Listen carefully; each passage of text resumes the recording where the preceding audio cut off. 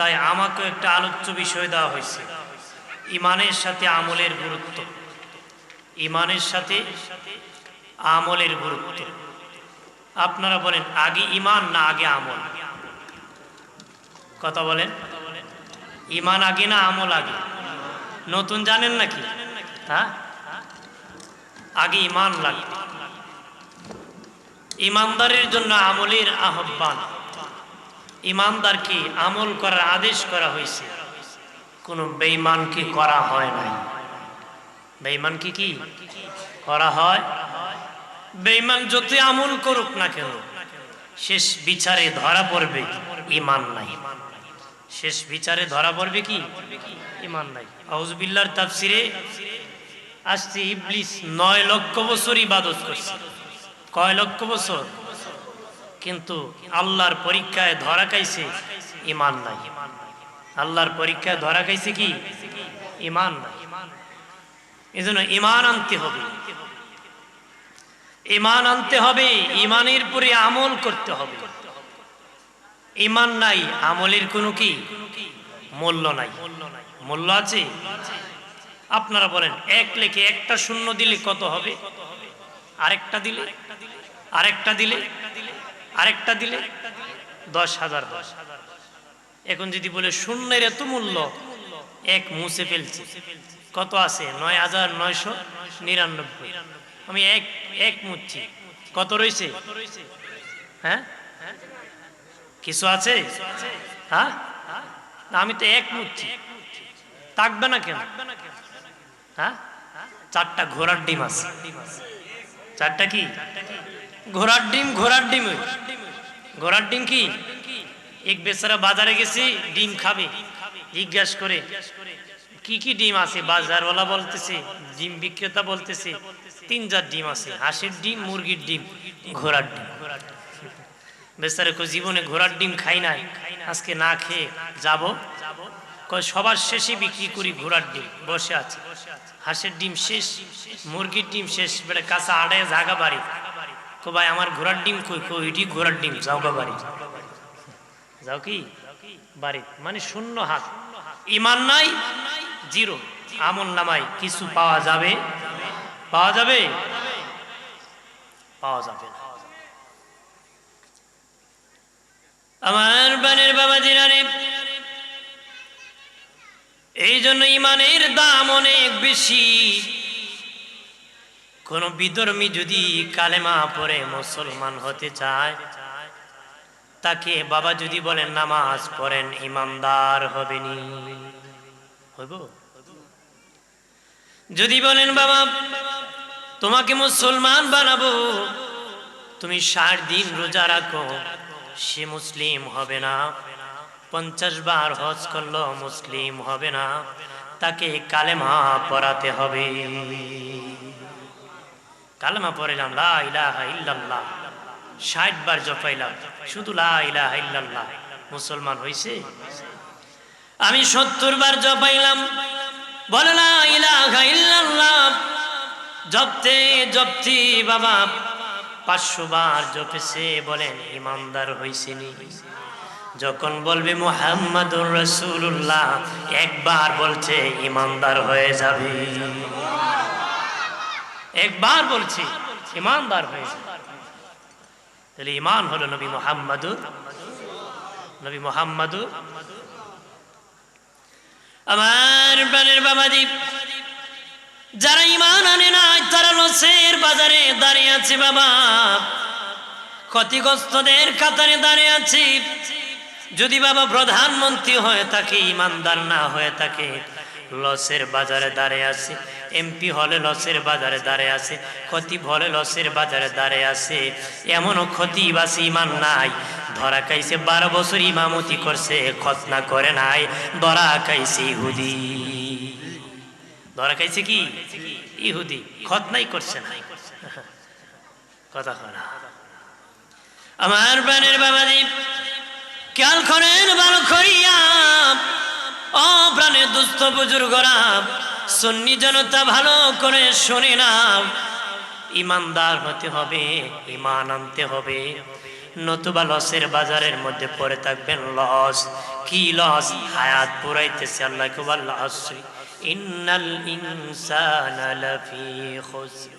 আল্লাহ আসরের কসম, আসরের কসম কেন আল্লাহ কেটেছেন? আসরের সময় বড় গুরুত্বপূর্ণ সময় বাবা। আসরের আর ফজরের সময় বড় গুরুত্বপূর্ণ সময়। ওই দুই সময় ফিরিস্তা নাজিল হয়, ওই দুই সময় ফিরিস্তা নাজিল হয়। আসরের সময় যারা আসে ফজরে চলে যায়, ফজরে যারা আসে আসরে চলে যায়, যারা ফজরে আসে আসরে চলে যায়।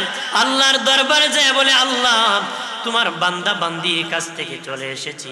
আল্লাহ আমার বান্দারে কোথায় দেখছো? যা বলে নামাজের মধ্যে দেখছি। আসার সময় কোথায় দেখছো?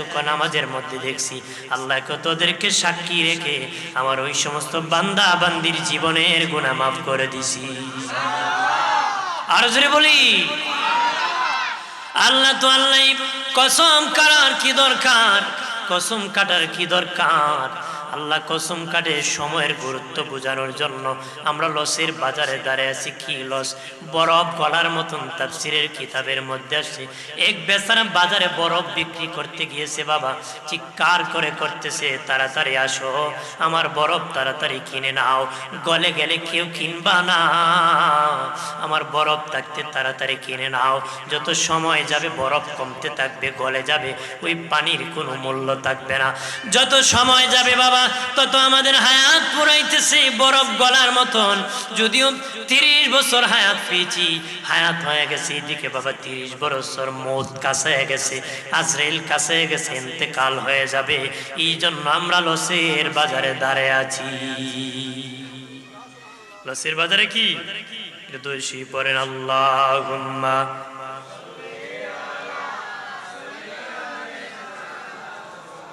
مولانا محمد وعلى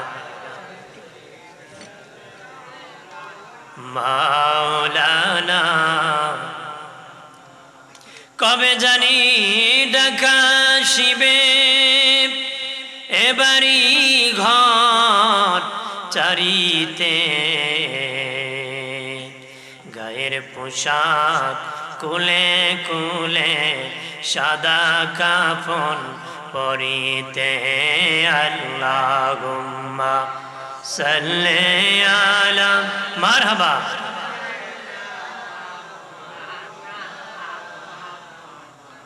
ওয়া আলা আলি সাইয়্যিদিনা। আমার প্রাণের সুন্নি জনতা খেয়াল করেন ভালো করিয়া বাবা, লসের বাজারে দাঁড়িয়ে আছে। তবে আল্লাহ কুল্লাল্লাযিনা আমানু, যারা ঈমান এনেছে তারা ক্ষতিগ্রস্তদের কাতারে নাই। যারা ঈমান এনেছে তারা লসের বাজারে নাই। কালা ইন্নাল ঈমানা লায়াজিরু ইলাল মাদিনা। ঈমানদারের মন, ঈমানদার কারা? নবী বলেন ঈমানদারের বাড়ি পৃথিবীর যে কোনো দেশে হতে পারে, ঈমানদারের বাড়ি লন্ডন হতে পারে, ঈমানদারের বাড়ি আমেরিকা হতে পারে, ফ্রান্স হতে পারে, ইটালি হতে পারে, সৌদি আরব হতে পারে, ঈমানদারের বাড়ি বাংলায় হতে পারে, ভারত হতে পারে, পাকিস্তান হতে পারে। নবী কয় ঈমানদারের বাড়ি পৃথিবীর যে কোনো দেশে হতে পারে। ঈমানদারের মন, ঈমানদারের প্রাণ আমি রাসূলের মদিনায় পড়ে থাকবে। তারপরে নবী বলেন সাপ যখন গর্ত থেকে বের হয় আদার করার জন্য, যখন বের হয়, যতক্ষণ পর্যন্ত গর্ত থেকে বের হয় না ততক্ষণ পর্যন্ত ঈমানদার ওই সাপের শান্তি লাগে না। যতক্ষণ গর্তে ঢুকে না ততক্ষণ সাপের শান্তি লাগে না। নবী বলেন ঈমানদার যতক্ষণ পর্যন্ত আমি রাসূলের মদিনায় আসবে না ততক্ষণ তার শান্তি লাগবে না, তার শান্তি লাগবে না। আমি রাসূলের মদিনায় যেই সময় আসবে তার জান শান্তি হয়ে যাবে, তার অন্তর শান্তি পাবে। একটু চিল্লায় জবান করে বলে আল্লাহু আকবার। এই জন্য ঈমানদার হতে হবে, জানের চেয়ে নবীকে বেশি ভালোবাসতে হবে, জীবনের চেয়ে নবীকে বেশি ভালোবাসতে হবে। নবী বলেছেন বাবা সাহাবীরা জিহাদে চলো, সাহাবীরা যুদ্ধে গিয়েছে বাবা, টাকার জন্য নয়, সম্পদের জন্য নয় বাবা, নবীর নূরের চেহারা দেখে শত শত সাহাবীরা জিহাদের ময়দানে জীবন দিয়ে দিছে।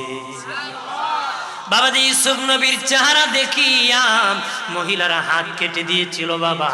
মা আয়েশা কয় তোমরা তো আমার নবীকে দেখো নাই, আমার নূরের নবীকে দেখে দেখে আমার নবীর সাহাবীরা মাথা জিহাদের মাটি দিয়ে দিছে। আরো জোরে বলি, জিহাদের মাঠে সাহাবীরা জীবন দিয়েছে নবীর ভালোবাসায়। নবী বলেছেন পূর্ব দিকে যাও, তারা পূর্ব দিকে চলে গেছে। নবী বলেছেন পশ্চিম দিকে যাও, পশ্চিম দিকে চলে গেছে। নবী বলেছেন উত্তর দিকে যাও, তারা উত্তর দিকে চলে গেছে। নবী বলেছেন দক্ষিণ দিকে যাও, তারা দক্ষিণ দিকে চলে গেছে। বাবা পাহাড় পড়েছে, পর্বত নদী নালা পড়েছে, সাগর পর্বত পার হয়েছে। নবী বলেছেন যেদিকে সেদিকে তারা দৌড়াইছে, ঘোড়ার পিঠে চড়ে পার হয়েছে, সমুদ্র ঘোড়া দিয়া পার হয়েছে, কিন্তু ঘোড়ার টাকনু পানিতে ভিজে নাই। যেদিকে বলেছেন সেদিকে তারা দৌড়াইছে, ঘোড়ার টাকনু পানিতে ভিজে নাই। নবী বলেছেন চলে যাও, তারা চলে গেছে। সুবহানাল্লাহ বলেন না। নবী বলেছেন এ বাবা সাহাবীরা ওই মসজিদ ভাঙতে হবে রে, প্রশ্ন করে নাই, দৌড়াইয়া যায় মসজিদ ভেঙে দিছে। আল্লাহু আকবার বলেন না। কেন মসজিদ ভেঙে দিছে? মুনাফিকরা মসজিদ বানাইছিল, বাবাজি নবীকে দাওয়াত করেছিল উদ্বোধন করার জন্য, আর ওই মেহরাবের মধ্যে বাবা গর্ত করে হালকা একটা বিছানা দিয়েছে। নবী নামাজে দাঁড়াইলে ধাক্কা দিয়ে গর্তে ফেলে দিবে। আল্লাহ নিষেধ করেছেন, নবী ফিরিস্তা সাহাবী পাঠাইয়া মসজিদ ভাঙ্গার হুকুম করেছেন। পাল্টা সাহাবীরা প্রশ্ন করেন নাই কেন করব নবী? নবী বলেছেন দৌড়াইয়া তারা ভেঙে ফেলছে। আরো যদি বলি আমার প্রাণের বাবাজি খেয়াল করেন, নবী হলেন ঈমান, কোরআন বিশ্বাসের নাম হলো ঈমান। কোরআনের শুরু থেকে শেষ পর্যন্ত বিশ্বাসের নামে ঈমান। সামান্য যদি কেউ অস্বীকার করে হবে বেঈমান। তবে সুন্নি জনতা ভালো করে শুনে নাও, কোরআন 23 বছরে নাজিল হয়েছে বাবা, 23 বছরে নাজিল হয়েছে, কিন্তু কোরআন নাজিলের শেষ হওয়ার আগে অনেক সাহাবীরা শাহাদাত বরণ করেছে, ইন্তেকাল করেছে। তারা কেমনে ইমানদার হয়েছে? আমার নবীর উপর ঈমান এনেছে, তারা জান্নাতি হয়ে গেছে। তার মানে মূল হলো নবীর প্রতি ঈমান আনলে কোরআনের প্রতি ঈমান এসে যায়, ঈমান এসে যায়। কারণ কোরআন নাজিলের আগেই অনেক সাহাবীরা শাহাদাত বরণ করেছেন, ইন্তেকাল করেছেন, তারা জান্নাতি বেহেশতি হয়ে ইন্তেকাল করেছেন। মারহাবা বলেন না। আর জোরে বলি আমার প্রাণের বাবাজি খেয়াল করেন ভালো করিয়া, ও প্রাণের বাবাজি দোস্ত বুজুর্গরা, আজকে জান্নাতের বাগান সাজানো হয়েছে ঈমানের দাওয়াতের জন্য। হ্যাঁ, কিসের জন্য? ঈমানকে মজবুত করতে হবে গো। ঈমান যদি সকালে এক কথা কয়, দুপুরে আরেক কথা কয়, বিকালে আরেকটা বলে, ওই ঈমানের কাজে আসবে না। ঈমানকে মজবুত করে ধরে রাখতে হবে। মজবুত করে কি?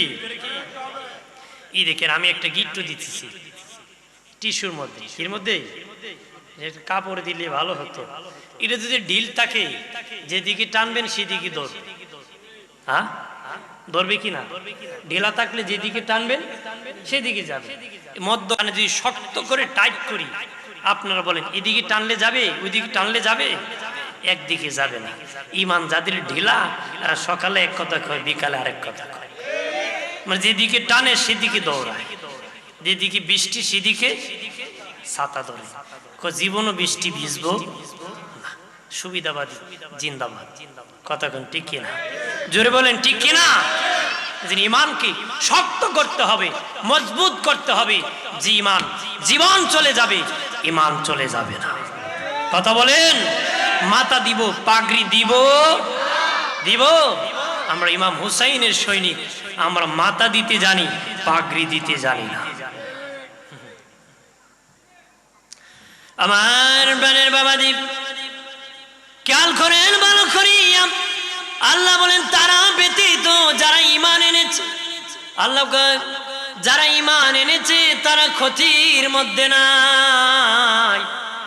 কেমন ঈমান বাবা, সাহাবীরা যেমন ঈমান এনেছে, আল্লাহর প্রতি বিশ্বাস করেন, নবীদের প্রতি বিশ্বাস করেন, নবী রাসূলদের প্রতি, আখিরাতের প্রতি, আসমানের কিতাবের প্রতি, এইভাবে যারা বিশ্বাস করবে বাবা, ফেরেশতাদের প্রতি বিশ্বাস করবে, কেমন বিশ্বাস, মন গড়া বিশ্বাস নয়, কেমন বিশ্বাস করবে, আল্লাহর ব্যাপারে সাহাবীরা যেমন বিশ্বাস করতেন তেমন বিশ্বাস করতে হবে। নবীর প্রতি সাহাবীরা যেমন বিশ্বাস করতেন আমরাও তেমন বিশ্বাস করতে হবে। এইরকম ভাবে সহি বিশ্বাস যারা করবে তারা ঈমানদার, তারা সুন্নি, তারা জান্নাতি। একটু জবান খুলে বলি আল্লাহু আকবার। যারা সহি আকীদা হবে তারা হবে কি? সুন্নি। তারা হবে কি? ওরাই হলো ঈমানদার। ওরা হলো কি? আল্লাহ রাব্বুল আলামিন, আল্লাহ সুবহানাহু ওয়া তাআলা একবার নয়, দুবার নয়, কোরআনুল কারীমের মধ্যে ৭৯ বার ঈমানদারকে আল্লাহ ডাক দিয়েছে। ঈমানদারকে আল্লাহ পছন্দ করে, মায়া করে, এই জন্য বারবার আল্লাহ ঈমানদারকে ডাকছে, বারবার ডাকছে আল্লাহ। কারণ ঈমানদারকে আল্লাহ পছন্দ করে, যারে যে বেশি মায়া করে তারে মানুষ যে বেশি ডাকে। কতক্ষণ ঠিক কিনা? তারে মানুষ তত বেশি সতর্ক করে, আহ্বান করে। আল্লাহ ঈমানদারকে পছন্দ করে, মায়া করে, এই জন্য বারবার ডাকে। জোরে কোন সুবহানাল্লাহ, আর জোরে বলি সুবহানাল্লাহ। আমার প্রাণের বাবাজি, খেয়াল করেন ভালো করিয়া। এরপর আল্লাহ কয় যারা নেক আমল করবে, ঈমান আনার পরে যারা নেক আমল করবে, নেক আমল করবে। আমল শুধু আমল করলেই হবে না, নেক আমল হতে হবে। বাবাজি হজ করে জাহান্নামে যাবে, যাকাত দিয়া জাহান্নামে যাবে, কোরআন তেলাওয়াত করে জাহান্নামে যাবে, শাহাদাত বরণ করে জাহান্নামে যাবে, তাসবিহ পড়ে জাহান্নামে যাবে। একটু চিল্লায়া জবান খুলে বলি নাউযুবিল্লাহ। হাশরের ময়দানে আমার আল্লাহ 3 ব্যক্তিকে ডাকবেন। একজন হলো কারি সাহেব, আরেকজন হলো বাবা দানশীল, আরেকজন হলো শহীদ। আল্লাহ কারি সাহেবকে বলবে, কারি সাহেব কার জন্য সুন্দর তেলাওয়াত করেছো? সে বলবে আল্লাহ তোমার সন্তুষ্টির জন্য গো, তোমাকে রাজি করার জন্য আমি তেলাওয়াত করেছি। আল্লাহ বলবেন কাজ্জাব, মিথ্যাবাদী, তুমি তেলাওয়াত করেছো। মানুষ তোমাকে আন্তর্জাতিক কারি বলবে, মানুষ তোমার পাছনে বাহ বাহ বলবে, পাছনে পাছনে মানুষ দৌড়াবে। এই জন্য তুমি তেলাওয়াত করেছো, তোমার তেলাওয়াত শোনার জন্য মানুষ দৌড়াবে। এই জন্য তুমি তেলাওয়াত করেছো, আমার সন্তুষ্টির জন্য তেলাওয়াত করো নাই, মানুষকে দেখানোর জন্য তেলাওয়াত করেছো। মিথ্যাবাদী। আল্লাহ বলবেন ওই কারি সাহেবকে ধরিয়া উপুত করিয়া জাহান্নামে নিক্ষেপ করে দাও। একটু চিল্লায় বলি নাউযুবিল্লাহ। তেলাওয়াত করো, নেক আমল হয় নাই, কারণ আল্লাহর সন্তুষ্টি ছিল না, সন্তুষ্টি মানুষের ছিল। কতক্ষণ ঠিক কিনা? জোরে বলেন ঠিক কিনা? এরপরে আল্লাহ একজন দাতাকে বলবেন, দাতা বলো রে কি জন্য তুমি দান করেছো? দাতা বলবে আল্লাহ আমি দান করেছি তোমার সন্তুষ্টির জন্য। আল্লাহ বলবেন কাজ্জাব, মিথ্যাবাদী, তুমি দান করেছো, মানুষ তোমাকে দাতা বলবে, সমাজ সেবক বলবে, তোমার পাছনে মানুষ দৌড়াবে, বাহ বাহ দিবে, এই জন্য তুমি দান করেছো। মিথ্যাবাদী। আল্লাহ বলবেন তুমি যা চেয়েছো তা পেয়ে গেছো, মানুষ তোমার পাছনে দৌড়াবে, তোমার পাছনে মানুষ দৌড়াইছে, আমার খুশির জন্য তুমি দৌড়ায় দান করো নাই। আল্লাহ বলবেন হ্যাঁ ফেরেশতারা তাকে ধরিয়া উপুত করিয়া জাহান্নামের মধ্যে নিক্ষেপ করে দাও। একটু চিল্লায়া জবান খুলে বলি নাউযুবিল্লাহ। এরপরে আল্লাহ বলবেন একজন শহীদকে ডেকে বলবেন, শহীদ বলো রে কি জন্য তুমি শহীদ হয়েছো রে? শহীদ বলবে আল্লাহ তোমার সন্তুষ্টির জন্য আমি শহীদ হয়েছি। আল্লাহ বলবেন মিথ্যাবাদী। বাবাজি সহিহ বুখারী শরীফের মধ্যে এসেছে, নবী এক ব্যক্তিকে বলেছেন জাহান্নামী। নবীজি বলেছেন জিহাদের ঘোষণা যখন আমার নূরের নবী জিহাদের ঘোষণা যখন করেছেন, মাল জমা করতেছে সাহাবীরা, ওই লোক মাল জমা করেছে, জিহাদের মাঠে যখন যুদ্ধ করতে চলে গিয়েছেন, ওই লোকটা মুসলমানের পক্ষে বেঈমানদের বিপক্ষে জিহাদ করতেছে, বেঈমানদেরকে কসুর মতন কাটতেছে বাবা। কিন্তু নবী বলেছেন জাহান্নামী, নবী বলেছেন জাহান্নামী। সাহাবীরা দৌড়ে আসিয়া বলেন, ওগো মায়ের নবী, যাকে আপনি বলেছেন জাহান্নামী, ওই লোকটা তো জিহাদের মাঠে দান করেছে, মুসলমানের পক্ষে জিহাদ করতেছে গো নবী, তারপরও কেন জাহান্নামী? নবী বললেন তারপরও সে জাহান্নামী, তারপরও সে জাহান্নামী।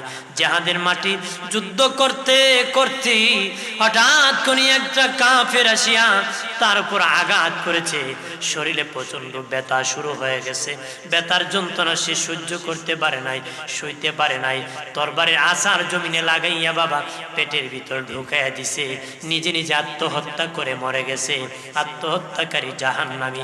সাহাবীরা দৌড়াইয়া যায় বলে, ওগো মায়ার নবী, ও দিনের নবী, ওই লোক জাহান্নামী, নিশ্চিত জাহান্নামী হয়ে গেছে নবী। নবী গো জিহাদের মাঠে দান করেছে, যুদ্ধ করেছে আমাদের পক্ষে, তারপরে কেন জাহান্নামী হয়ে গেল? আল্লাহ নবী বললেন, আরে বাবা সাহাবীরা, সে দান করেছে, জিহাদ করেছে লোক দেখানোর জন্য, আমি নবীর ভালোবাসা ছিল না, এই জন্য জাহান্নামী। একটু চিল্লায়া জবান খুলে বলি নাউজুবিল্লাহ। ওই লোকটাকে আল্লাহ ডেকে বলবেন, রে শহীদ, বলো কি জন্য তুমি দান করেছো? সে বলবে আল্লাহ তোমার সন্তুষ্টির জন্য দান করেছি। আল্লাহ বলবেন কাজ্জাব, মিথ্যাবাদী, তুমি দান করেছো। মানুষ তোমাকে শহীদ বলবে, বীর বাহাদুর বলবে, সেনাপতি বলবে, এই জন্য করেছো। আল্লাহ বলবেন তাকে ধরিয়া জাহান্নামে নিক্ষেপ করে দাও। একটু চিল্লা জবান করে বলি নাউজুবিল্লাহ। নিক্ষেপ করা হবে, আমল করছে ঠিক, নেক আমল হয় নাই, কি হয় নাই? কারণ সন্তুষ্টি, আল্লাহর সন্তুষ্টির জন্য যারা ইবাদত করবে, আল্লাহর সন্তুষ্টির জন্য যারা ইবাদত করবে বাবা, তার ইবাদত হবে, নেক আমল হবে। বান্দাকে দেখানোর জন্য যদি করে, এটা আমলে শিরিক হবে, এটা আমল বাতিল হয়ে যাবে, ওই আমল কোনো কাজে আসবে না। একটু চিল্লায় জবান করে বলি আল্লাহু আকবার। লাকাল্লাযীনা ইউমিনুনা বিল গায়ব, যারা গায়েবের প্রতি বিশ্বাস এনেছে, ওয়া ইউকিমুনাস সালাত, তাদের প্রথম কাজ হলো সালাত, তারা নামাজ আদায় করবে। যারা ঈমান এনেছে, তারা লস থেকে বেঁচে গেছে। আর ঈমানদারের প্রথম পরিচয় হলো সালাত, নামাজ। আল্লাহু আকবার বলেন না।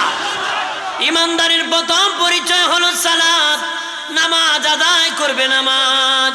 শুনে রাখেন চট্টগ্রামের মুসলিম জনতা, শুনে না করে সুন্নি জনতা, যারা নামাজ পড়বে তারা নবীর 4 জন সাহাবীর সাথে জান্নাতে থাকবে রে, নবীর 4 জন সাহাবীর সাথে জান্নাতে থাকবে। আর যারা নামাজ পড়বে না, তারা 4 জন কাফেরের সাথে জাহান্নামে যাবে। একটু চিল্লায় বলি নাউজুবিল্লাহ। যারা নামাজ পড়বে তারা 4 জন সাহাবীর সাথে জান্নাতে থাকবে। আল্লাহ নবীর বিদায়ের পরে প্রথম খলিফা হযরত আবু বকর সিদ্দিক রাদিয়াল্লাহু তাআলা আনহু হলেন প্রথম খলিফা, বাদশাহ।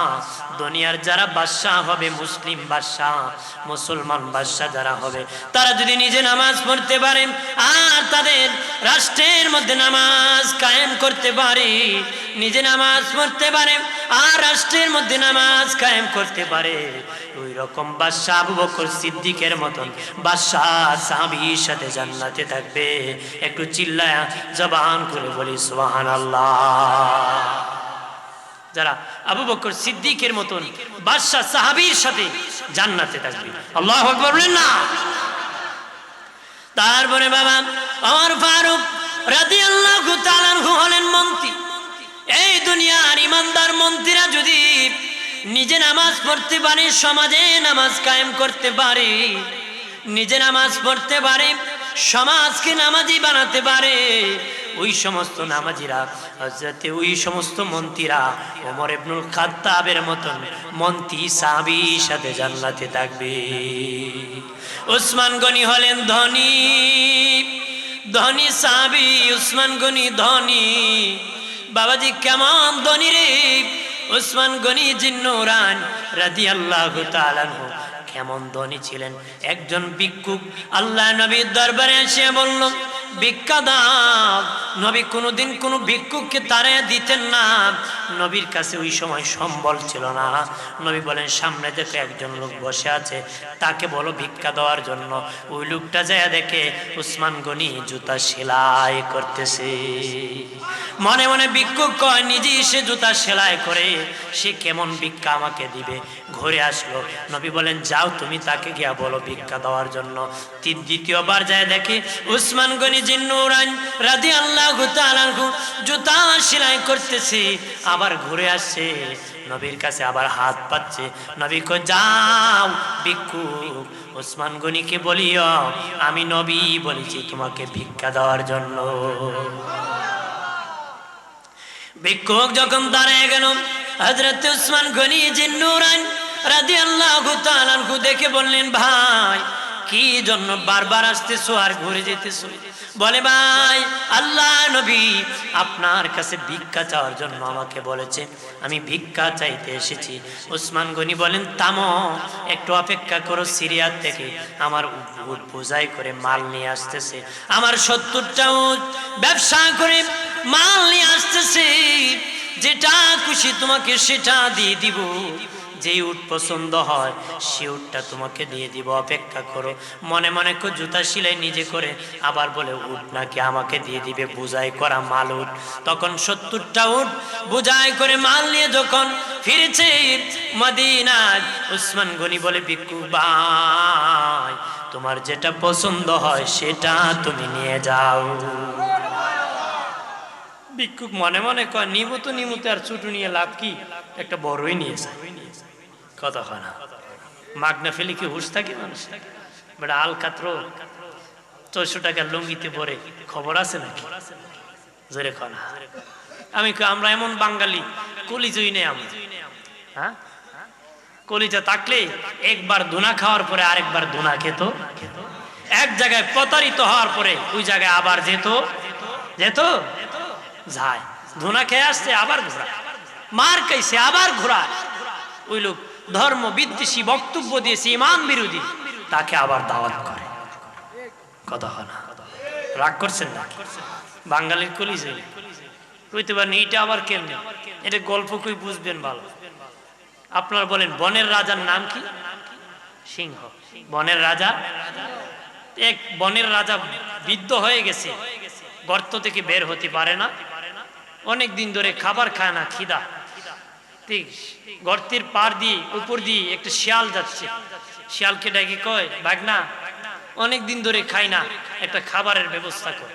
কি ব্যবস্থা করো? খাবারের ব্যবস্থা।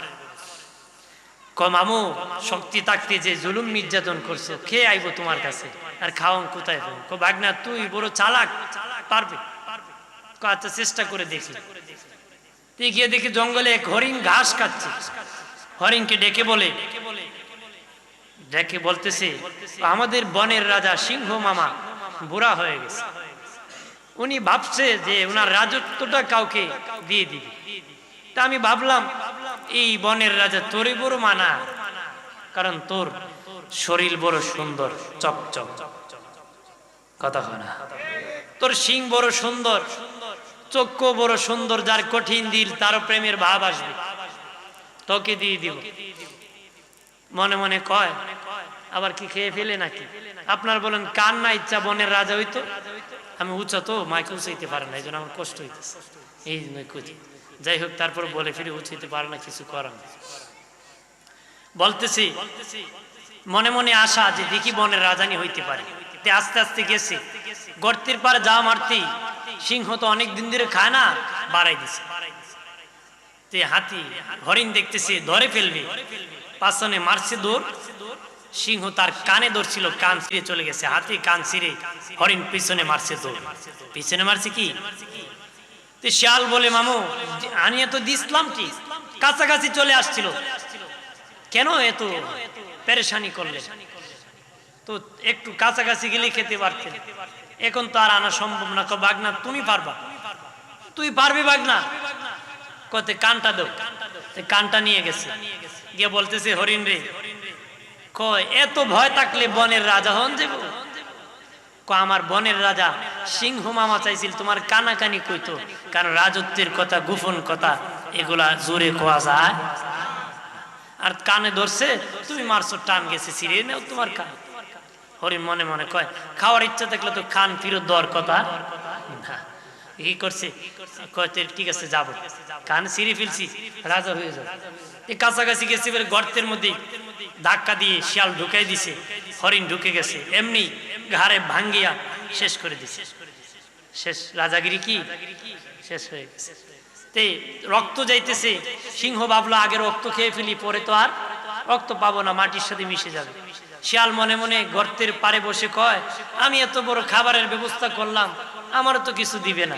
তে কলিজাটা নরম আছে, আমি আগে খেয়ে ফেলি, কলিজাটা নরম আছে, আমি আগে খেয়ে ফেলি। রক্ত খেতে খেতে পাকে, শিয়াল কি করছে, কলিজা খেয়ে ফেলছে, খেয়ে মুখ টুক মুছে গর্তের পারে বসে আছে। রক্ত খেয়ে সিংহ কলিজা কুস্তেছে খাওয়ার জন্য। কি কুস্তেছে? কলিজা কুস্তেছে। কলিজা কুস্তে যায়, দেখে কলিজা নাই, কই বাঘ না কলিজা করে, মামু এটার কলিজা নাই। এটার কলিজা কি? আমি কি নতুন হরিণ খাই রে, কলিজা থাকবে না কেন? কয় অন্যটার থাকলো ওইটার নাই। কয় কেন? কয়টা জি কলিজা থাকতো, একবার কান ছিঁড়ার পরে দ্বিতীয়বার ধরা দিত, একবার কান ছিঁড়ছে তারপর দ্বিতীয়বার আসতো না, এটার কলিজা। আমরা কলিজা কতক্ষণ ঠিক কিনা, জোরে বলেন ঠিক কিনা? যদি থাকতো তাহলে প্রদবষ্ট জাহান্নামী হতো। আমার প্রাণের বাবাজিরা রে, হযরত উসমান গনি জিল নূরান রাদিয়াল্লাহু তাআলা আনহু বলেন, ভিক্ষু তোমার যেটা খুশি সেটা তুমি নিয়ে যাও। ভিক্ষুক চেয়ে দেখে সামনে নেতাটা বড় উট, বড় উট, সেটা নিয়ে যাবে। সামনে যেটা নেতা ওটাকে ধরছে, এটা নিয়ে যাবে। উটের স্বভাব হলো নেতা যেদিকে যায় সবটা সেদিকে যায়। যখন নেতাটা নিয়ে ওই ভিক্ষুক বাড়ির দিকে রওনা করছে, বাকি 69টা উটও তার পাছনে যাওয়া শুরু করছে। ভিক্ষুক বলে উসমান গনি ভাই তোমার উট আটকায় নাও, বাকি 69টা আটকাও। উসমান গনি বলে না না, আল্লাহ নবী বলেছেন তোমাকে দান করার জন্য আমি একটা দান করেছি, যেটা খুশি তোমাকে সেটা নেওয়ার জন্য বলেছি, তুমি নিয়ে গিয়েছো। ওইটার পাছনে বাকি 69টা যাওয়া শুরু করেছে, আমি বাকি 69টা তোমাকে দান করে দিছি। আর জোরে বলি বাবাজিরা রে আমার, ও চট্টগ্রামের হাটাজারির তালতলার মুসলিম জনতা ভালো করে শুনে নাও। ওই এলাকার মুসলিম জনতা তোমরা যারা ধনী আছো, ধনী হওয়ার পরে যারা নিজে নামাজ পড়ো আর পরিবারকে নামাজি বানাও, সমাজকে নামাজি বানাও, আমি বলে দিলাম রে, যদি ঈমান আনতে পারো আর নেক আমল করতে পারো, আমার নবীর ধনী সাহাবী উসমান গনির সাথে জান্নাতে থাকবারি। আর জোরে বলি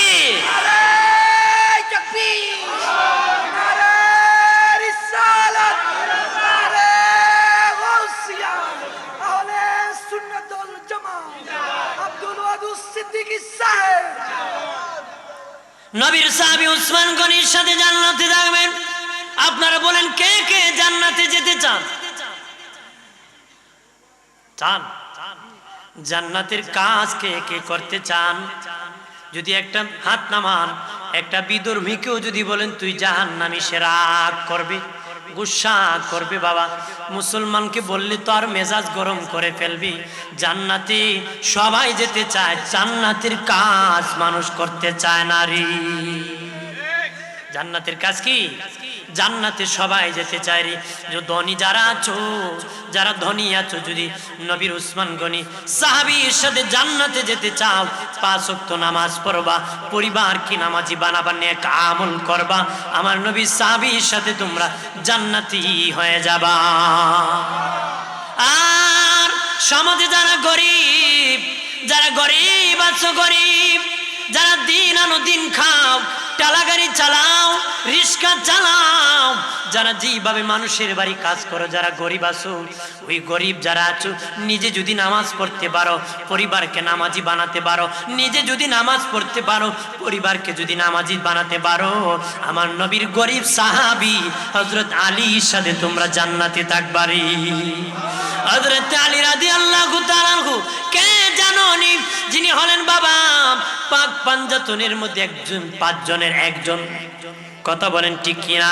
5 জনের একজন, যিনি হযরতে আলী রাদিয়াল্লাহু তাআলা আনহু, যিনি মা ফাতেমার স্বামী, আল্লাহর নবীর সাহাবী, যিনি জীবনের যুবকদের প্রথম মুসলমান, এসেছিলেন কাবা ঘরে, নবীর কুল মুবারকে প্রথম কান্না করেছে, দুধ পান করে নাই, প্রথম নবীর তুতু মুবারক খাইছে। জোরসে বলি। আর যারা গরিব, তোমাদের ভাগ্য অনেক ভালো, তোমরা যদি গরিব হওয়ার পরে যদি নামাজ পড়তে পারো, এই নেক আমল করতে পারো, আমার নবীর সাহাবী হযরতে আলীর সাথে তোমরা জান্নাতে থাকবা। হযরতে আলী রাদিয়াল্লাহু তাআলা আনহুর সাথে জান্নাতে থাকবা।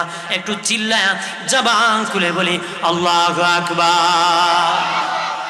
আর মুসলমান বাদশা হওয়ার পরে, মুসলিম বাদশা হওয়ার পরে যারা নামাজ পড়বে না আর তার রাজ্যের মধ্যে নামাজ কায়েম করবে না, বাবা, কাফেরদের মধ্যে বাদশা ছিল ফেরাউন। কাফেরদের মধ্যে বাদশা ছিল ফেরাউন। যারা এই দুনিয়ায় মুসলিম বাদশা হওয়ার পরে নিজে নামাজ পড়ে নাই, রাষ্ট্রকে নামাজি বানায় নাই, ফেরাউনের মতন কাফের বাদশার সাথে জাহান্নামে যাবে। একটু চিল্লায়া জবান খুলে বলি না আউযুবিল্লাহ। আমার বানের বাবাজি, আর হামান হলো কাফেরদের মধ্যে মন্ত্রী। হামান হলো কাফেরদের মধ্যে মন্ত্রী। এই দুনিয়ার মন্ত্রীরা, এমপিরা, ডিসিরা যদি নিজে নামাজ পড়ে, তার নামাজ না পড়ে, নিজে যদি নামাজ না পড়ে, সমাজকে যদি নামাজি না বানায়, বাবাজি, ওই হামানের মতন কাফের মন্ত্রীর সাথে জাহান্নামে যাবে। হামানের মতন কাফের মন্ত্রীর সাথে জাহান্নামে যাবে। একটু চিল্লায়া জবান খুলে বলি না আউযুবিল্লাহ। কাফেরদের মধ্যে কারণ হলো ধনী, কাফেরদের মধ্যে কারণ হলো ধনী। এই দুনিয়ার ধনী যারা আছো, যদি নিজে নামাজ না পড়ো আর সমাজের মধ্যে নামাজ যদি প্রতিষ্ঠিত না করো রে, নিজে যদি নামাজ না পড়ো, সমাজে যদি নামাজ প্রতিষ্ঠিত না করো, বাবাজি, কারুনের মতন ধনী কাফিরের সাথে তোমরা জাহান্নামে থাকবে। কারুনের মতন ধনী কাফিরের সাথে জাহান্নামে থাকবে। ওই কারুন ধনীর বাবা এখনো পাইলিং চলতেছে। অহংকার করেছিল, অহংকার করেছিল বাবা, হারাম কাজ করতে করতে স্বর্ণ পরেছিল, স্বর্ণ পরে পরে অহংকার করেছিল। এই জন্য পুরুষের জন্য স্বর্ণ পরা শুধু হারাম না, ধ্বংসের কারণ, ধ্বংসের কারণ। কারণ ধ্বংস কখন হয়েছিল? যখন স্বর্ণ পরে অহংকার দেখাইছিল রে। পাইলিং আল্লাহ মাটি পাঠায় দিয়েছে, মাটি তাকে গ্রহণ করেছে। কিয়ামত পর্যন্ত পাইলিং চলবে। কি করবে? বিল্ডিং বানালে পাইলিং করে দেখবেন, এরকম ভাবে তার নিজ দিকে কিয়ামত পর্যন্ত যেতে থাকবে। অহংকার করেছিল স্বর্ণ পরে, অহংকার করেছিল কি? আর যারা মুসলিম হওয়ার পরে, মুসলিম ধনী হওয়ার পরে নিজে নামাজ পড়ে না আর সমাজকে নামাজি বানায় না, তারা বাবা ওই কারুনের মতন ধনী কাফের সাথে জাহান্নামে যাবে। উবাই ইবনে খালফ হলো গরিবদের মধ্যে কাফির, বা কাফেরদের মধ্যে গরিব। উবাই ইবনে খালফ হলো কাফেরদের মধ্যে গরিব। এই দুনিয়ার গরিব যারা আছো, যদি নামাজ না পড়ো, সমাজকে নামাজি না বানাও, উবাই ইবনে খালফের মতন গরিব কাফেরের সাথে জাহান্নামে থাকবি। একটু চিল্লায়া জবান খুলে বলি না আউযুবিল্লাহ। আরো জোরে বলি। বাবা দিন আমার এই নামাজ নেক আমল করতে হবে। আর এই নামাজের মধ্যে আল্লাহকে সেজদা করি। কথা বলেন ঠিক কিনা? ওই নামাজের মধ্যে ইমানদার আবার নবীকে সালাম জানাই। সুবহানাল্লাহ বলেন না? নামাজের মধ্যে নবীকে আবার সালাম জানায়, সালাম জানায়। নবীকে যদি সালাম না জানাও, নামাজ হবে না রে, নামাজ হবে না বাবাজি। ও বন্ধুরে আমার, খেয়াল করেন ভালো করিয়া, হযরত আলী রাদিয়াল্লাহু তাআলা আনহুকে জিজ্ঞাসা করা হয়েছিল, আলী তুমি যে নামাজ পড়ো রে, আল্লাহরে দেখুনি? হযরত আলী বলেছিলেন, হ্যাঁ আমি ওই আল্লাহর ইবাদত করি না যে আল্লাহকে আমি দেখি না। হযরত আলী আল্লাহকে দেখে দেখে সেজদা করেছেন। আমরা তো দেখি না, আমরা কিভাবে সেজদা করব? আমাদের বিশ্বাস হলো আল্লাহ আমাদেরকে দেখতেছেন, আল্লাহ আমাদের কি দেখতেছেন, এই জন্য সেজদা করি, এই জন্য সেজদা করি। কথা বলেন ঠিক কি না? নামাজ হলো ঈমানদারের জন্য মেরাজ, আল্লাহর সাথে দিদার। বাবা তো শুনে রাখেন রে, তবে তুনু গুনাহগারের সাথে আল্লাহর দিদার হয় না, কোন গুনাহগারের সাথে আল্লাহর দিদার হয় না, নামাজির সাথে আল্লাহর দিদার হয়। নামাজ হলো ঈমানদারের জন্য মেরাজ। তবে কোন আমলে গুনাহ আছে, এমন গুনাহগারের সাথে আল্লাহর দিদার হয় না। আমারও গুনাহ আছে, আপনারও গুনাহ আছে, তাহলে কি আল্লাহর দিদার আমাদের হয় না? হ্যাঁ হয়। কেমনে হয় জানেননি? একজন ঈমানদার নামাজে যখন আল্লাহু আকবার বলে দাঁড়ায় যায়, ওই মুহূর্তে একজন ফেরেশতা আসিয়া তার আমলনামায় যত গুনাহ আছে আলাদা করিয়া একটা গাটুরি বাঁধিয়া নামাজির পাশে দাঁড়ায় থাকি। তখন ওই ঈমানদারের আমলনামার মধ্যে কোনো গুনাহ থাকে না। আল্লাহু আকবার বলে না, আরো চিৎকার দিয়া বলেন আল্লাহু আকবার, আরো জবান করে বলি ইয়া রাসূলুল্লাহ। বালাদি খেয়াল করেন ভালো করিয়া, নামাজি ঈমানদার নামাজে দাঁড়ানো মাত্র গুনাহটা গাটুরি বাঁধিয়া ফেরেশতা যখন নিয়ে যায়, তার আমলনামায় শুধু নেকি আর নেকি থাকে, গুনাহ থাকে না। তখন নামাজে আল্লাহর সাথে তার দিদার হয়ে যায়, সাক্ষাৎ হয়ে যায়, সাক্ষাৎ হয়ে যায়, দিদার হয়ে যায়। সালাম যখন শেষ ফিরে ফেলে, নামাজ যখন শেষ হয়ে যায়, ফেরেশতা বলে আল্লাহ ও মালিক, গুনাহ কি তার আমলনামায় দিয়ে দিব নাকি? আল্লাহ আমার নাম রহমান, আমার নাম রহিম, আমি বড় দয়াবান, আমার বান্দার সাথে আমার দিদার হয়েছে, আমার আল্লাহর সাথে আমার বান্দা বান্দির দিদার হয়েছে। সাক্ষাৎ হওয়ার কারণে আমি আল্লাহ আমার বান্দা বান্দির জীবনের গুনাহগুলি মাফ করে দিছি। একটা যুবক ছেলে আসিয়া বলে, নবী আমার নবী, মারাত্মক অপরাধ করেছি, অন্যায় করেছি, মারাত্মক পাপ করেছি, আমার কি গুনার ক্ষমা হবে নি গো? এমন সময় নামাজের সময় হয়ে গেল। নবী মুয়াজ্জিনকে বলেন আজান দাও। মুয়াজ্জিন আজান দিল, নবী ইমামতি করলেন। ওই গুনাহগার যুবক নবীর পাশে নামাজ আদায় করলো। নামাজ শেষ করে আবার বলে, নবীজি ওগো নূরের নবী, আমার কি গুনাহ ক্ষমা হবে নি? নবী কয়, তুমি কি আমাদের সাথে নামাজ পড়ো নাই? ইয়া রাসূলুল্লাহ, আপনার পাশে নামাজ আদায় করেছি।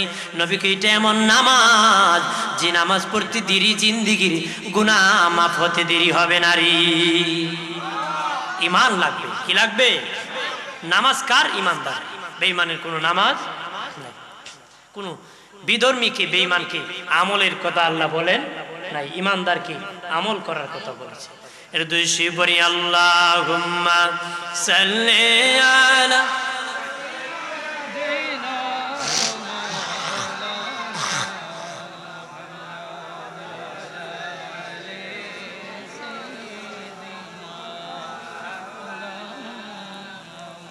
এদরতে সে নবী না দেখিলেন বাবার মুখ, 6 বছরে কালে নবী হারাইলেন মায়ের বুক। আল্লাহুম্মা মারহাবা।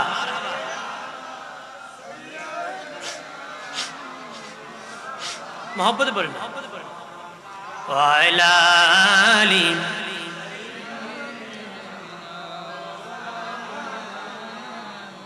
দরুদ পড়তে ভালো লাগে না? আমাদের সমাজে এক শ্রেণীর মানুষ আছে দরুদ পড়তে ভালো লাগে। আমি বলি, ছাগল যেমন পানিতে নামতে চায় না, ওরও দরুদ পড়তে চায় না। কথা হয় না? ছাগল কি পানিতে নামতে চায়? পানিতে নামতে দেখছেন? মালিক নামাইতে দেখছেন? আমি দেখছি। মালিক পানিতে টানতেছে ছাগলকে, ছাগল সামনের 2 ঠ্যাং দিয়ে কুটি মারছে। কি মারছে? নামবো না। টানাটানি হেসরা হেসরি করতে করতে রশি ছিঁড়ে মালিক পানিতে বুড় মারছে, ছাগল পাছনে দৌড় মারছে। এক শ্রেণীর মুসলমান আছে দুরূদ শরীফের আওয়াজ শুনে দৌড় মারে, ওটা ছাগল মার্কা মুসলমান। কথা কোন ঠিক কিনা? জোরে বলে দরুদ পড়তে। যার আমল নামায় দরুদ বেশি হবে সর্বপ্রথম সে নবীর সুপারিশ পাবে। তার সুপারিশ নবী প্রথম করবেন যার আমল নামায় বেশি দরুদ। সুবহানাল্লাহ। দরুদ শরীফ বেশি বেশি পড়ে। এই জন্য মহব্বতে আরেকবার দরুদ, আল্লাহুম্মা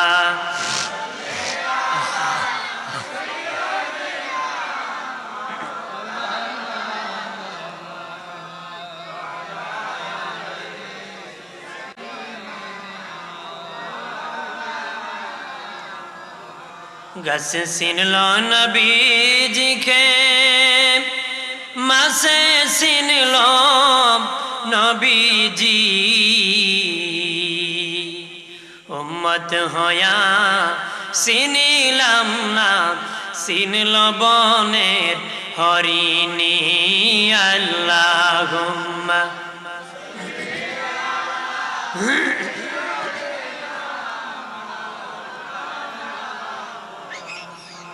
ওয়ালা আলি।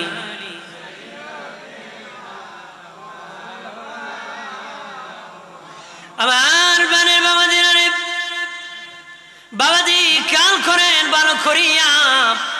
এই জন্য নেক আমলের মধ্যে ইমানদারের প্রথম কাজ হলো সালাত।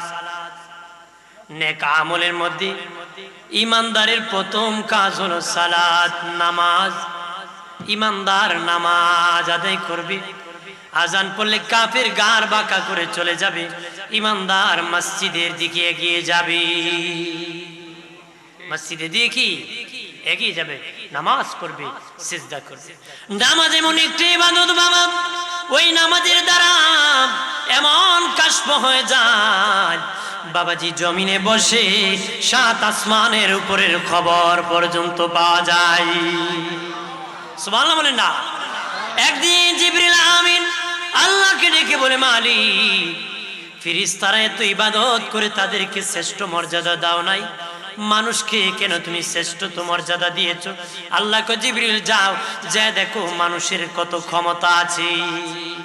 যাও যাও, আমার বন্ধু মসজিদ নববীতে ইমামতি করেছে, নামাজ পড়ে ফিরে সাহাবীরা বের হবে, তুমি তাদের সামনে দাঁড়াইয়া আমার নবীর একজন সাহাবীকে তুমি প্রশ্ন করবা, যে কোনো প্রশ্ন করবা, দেখবা কি বলে। জিবরিল আমিন মানুষের সুরত ধরিয়া মসজিদ নববীর সামনে দাঁড়িয়ে থাকলো। সাহাবীরা কাতারে কাতারে দলে দলে বের হইতেছে। একজন বুড়া মানুষ বের হয়েছে লাঠি বর করে করে, উনি হলেন সিদ্দিক আকবর আবু বকর সিদ্দিক রাদিয়াল্লাহু তাআলা আনহুকে। জিবরিল প্রশ্ন করলো, আবু বকর ভাই, আমার বড় জিবরিলের বড় প্রয়োজন। জিবরিল প্রশ্ন করতেছে, মানুষের সুরতে বলতেছে, ও আবু বকর ভাই, আমার জিবরিলের বড় প্রয়োজন, তুমি একটু বলে দিতে পারবানি জিবরিল এখন কোথায় আছে? আল্লাহ নবীর সাহাবী আবু বকর সিদ্দিক রাদিয়াল্লাহু তাআলা আনহু ডেকে বলেন, দাঁড়াও, আমি 2 রাকাত নামাজ আদায় করব। আর ইমাম হুসাইন রাদিয়াল্লাহু তাআলা আনহু কারবালার মাঠে পড়ছিলেন, আমি 2 রাকাত নামাজ আদায় করব রে, আমি 2 রাকাত নামাজ আদায় করব। জীবন দিয়ে দিয়েছেন, নামাজ ছাড়েন নাই, 2 রাকাত নামাজ আদায় করবেন, নামাজ আদায় করবেন। সিদ্দিক আকবর বলতেছেন, একটু আমি 2 রাকাত নামাজ পড়ে দেখব জিবরিল কোথায় আছে। নামাজ পড়ে বের হয়ে ওই পথিক মুসাফিরকে ডেকে বলেন, আরে পথিক মুসাফির, আমি প্রথম আসমান দেখেছি, দ্বিতীয় আসমান দেখেছি, তৃতীয় আসমান দেখেছি, চতুর্থ পঞ্চম ষষ্ঠ সপ্তম সিদরাতুল মুনতাহা পর্যন্ত দেখেছি, তারপরে 7 জমিন পর্যন্ত দেখেছি, তামাম পৃথিবী ঘুরাইছি, জিবরিলকে কোথাও পাই নাই রে। তার হাতে ধরিয়া, জিবরিলের হাতে ধরিয়া আবু বকর সিদ্দিক কো, ভাই মনে যদি কিছু না নিতা, তুমি মনে হয় জিবরাইল।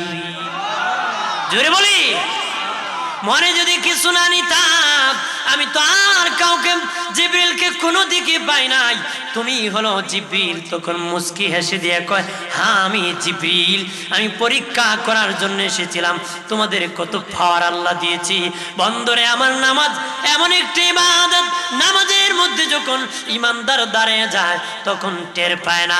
আলী রাদিয়াল্লাহু তাআলা জিহাদের মাঠে যখন যেতেন, তীর ঢুকে যেত বাবা, উনি কুলতে দিতেন না, বলতেন তীর তাক, আমি যদি শহীদ হয়ে যেতাম কুলতানা এমনি দাফন করে দিতাম, ময়দানে মাহাশরে আল্লাহর আদালতে তীরগুলা নিয়ে আমি দাঁড়ায় যেতাম। উনি কুলতে দিতেন না, খুব ব্যথা পেতেন। নামাজে যখন দাঁড়াইতেন আল্লাহর নবী বলতেন, যাও যাও, নামাজে দাঁড়াইলে আমার আলীর দিল শীতল হয়ে যাবে, তখন তীর কুলে ফেলবা। উনি যখন নামাজে দাঁড়াইতেন তীর টানিয়া টানিয়া কুলা হতো, উনি টের পেতেন না। নামাজ শেষে বলতেন, কেন কুল্লারি, আমার তো এমনি দাফন করে দিতা। বলতেন, টের পাই নাই, তোরা যখন আমাকে কুলছ আমি আল্লাহর নামে এমন পানা হয়েছি, টের পাই নাই। জোরে বলি। আমাদের মশায় কামড় দিলে 6 ফাল মারে, কথা হয় না, ধৌরুজা আছে না? আপনাদের এলাকায় কি কয়? আমরা এলাকায় মশায় কামড় দিলে মনে করেন বেচারা ফাল 3টে মারে। এক বেচারা একদিন নামাজে দাঁড়ায়া সেজদাত গিয়ে মোবাইল রিসিভ করে কয়, আমি নামাজও পরে ফোন দেব। কি ফোন দে? পরে ফোন দিত বেচারা, কি নামাজও সেজদাত গিয়ে কয়, কি কয় এরকম নামাজে আছে কিনা? যত দুষ মোল্লা বেটা, যত দুষ কি ইমাম সাহেবের। এক বেচারা কয়, আমাদের ইমাম সাহেবের পিছনে নামাজ হয় না। আরেক বেচারা কয়, তুই তো মসজিদই যাস না, নামাজ দেওয়া হয় না বুঝলে কেন?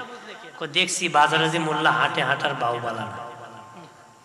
হাঁটার বাউ কি ভালো না? হ্যাঁ, হাঁটার সিস্টেম দেখি বুঝে ফেলছে ইমামের পিছে নামাজ। আরে বদনাম। আমার বানের বাবাজিরা রে, খেয়াল করেন ভালো করিয়া, যারা নেক আমল করবে, ঈমান আনার পরে যারা নেক আমল করবে বাবা, নামাজ পড়বে, যাকাত দিবি, টাকা থাকলে হজ করবি বাবাজি, টাকা হলে যাকাত দিবি, যাদের যাকাত ফরজ হয়, রমজান মাসে রোজা রাখবি, সত্য সাক্ষী দিবি, মিথ্যার থেকে বেঁচে থাকবি, মিথ্যার থেকে বেঁচে থাকবে, নেক আমল করবে বাবা। ঈমান আনার পরে যারা নেক আমল বেশি বেশি করে করবে, বেশি বেশি করে করবে, টুপি মাথায় দেওয়া নেক আমল, দাড়ি রাখা নেক আমল, পাঞ্জাবি পরা নেক আমল বাবাজি, এরকম ভাবে বেশি বেশি করে যারা নেক আমল করবি, আল্লাহর সন্তুষ্টির জন্য যারা বেশি বেশি করে করবি, তাদের জন্য আমার আল্লাহ 3টা পুরস্কার ঘোষণা করেছে। ঈমানদার আমলদারে, যারা ঈমান আনার পরে নেক আমল করেছে, তাদের জন্য আল্লাহ 3টা পুরস্কার রেখেছে। 1 নম্বর পুরস্কার দিদার এলাহি। কার জন্য রেখেছি? ঈমানদার নেক আমলদারের জন্য রেখেছি দিদারে এলাহি, আল্লাহর দিদার, সাক্ষাৎ। দুনিয়ায় নামাজ পড়ে আল্লাহর সাথে দিদার হয় নাই, আখিরাতে আল্লাহর সাথে দিদার হবে। কেমনে হবে বাবা আল্লাহর সাথে দিদার? কেমনে হবে? জান্নাতীরা যখন জান্নাতে যাবে, জান্নাতে যখন বাস করবে, তারা বলবে, আল্লাহ যেই জান্নাতে তুমি নাই, এই জান্নাতের আমাদের দরকার নাই। আল্লাহ তখন একজন ফেরেশতার মাধ্যমে এলান করে দিবেন। ফেরেশতা বলবে, আল্লাহকে যদি দেখতে চাও জান্নাতের মেইন গেটের দরজায় চলে যাও।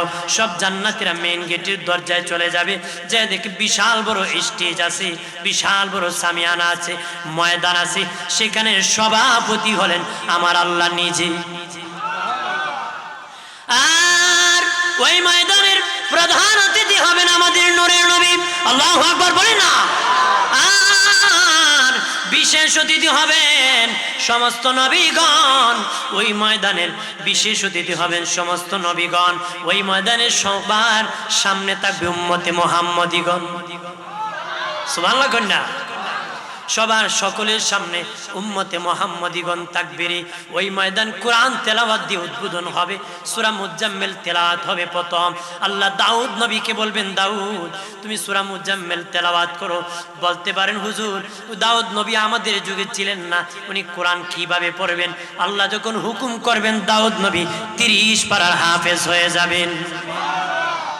দাউদ নবী যখন কোরআন তেলাওয়াত করবেন আর জান্নাতীরা ওই মধুর তেলাওয়াত শুনিয়া, এত মধুর তেলাওয়াত শুনিয়া জান্নাতীরা জান্নাতে 800 বছর পর্যন্ত বেহুশ হয়ে থাকবে, বেহুশ হয়ে থাকবে, ফানা পানা হয়ে যাবে, বেহুশ হয়ে থাকবে। কতদিন থাকবে?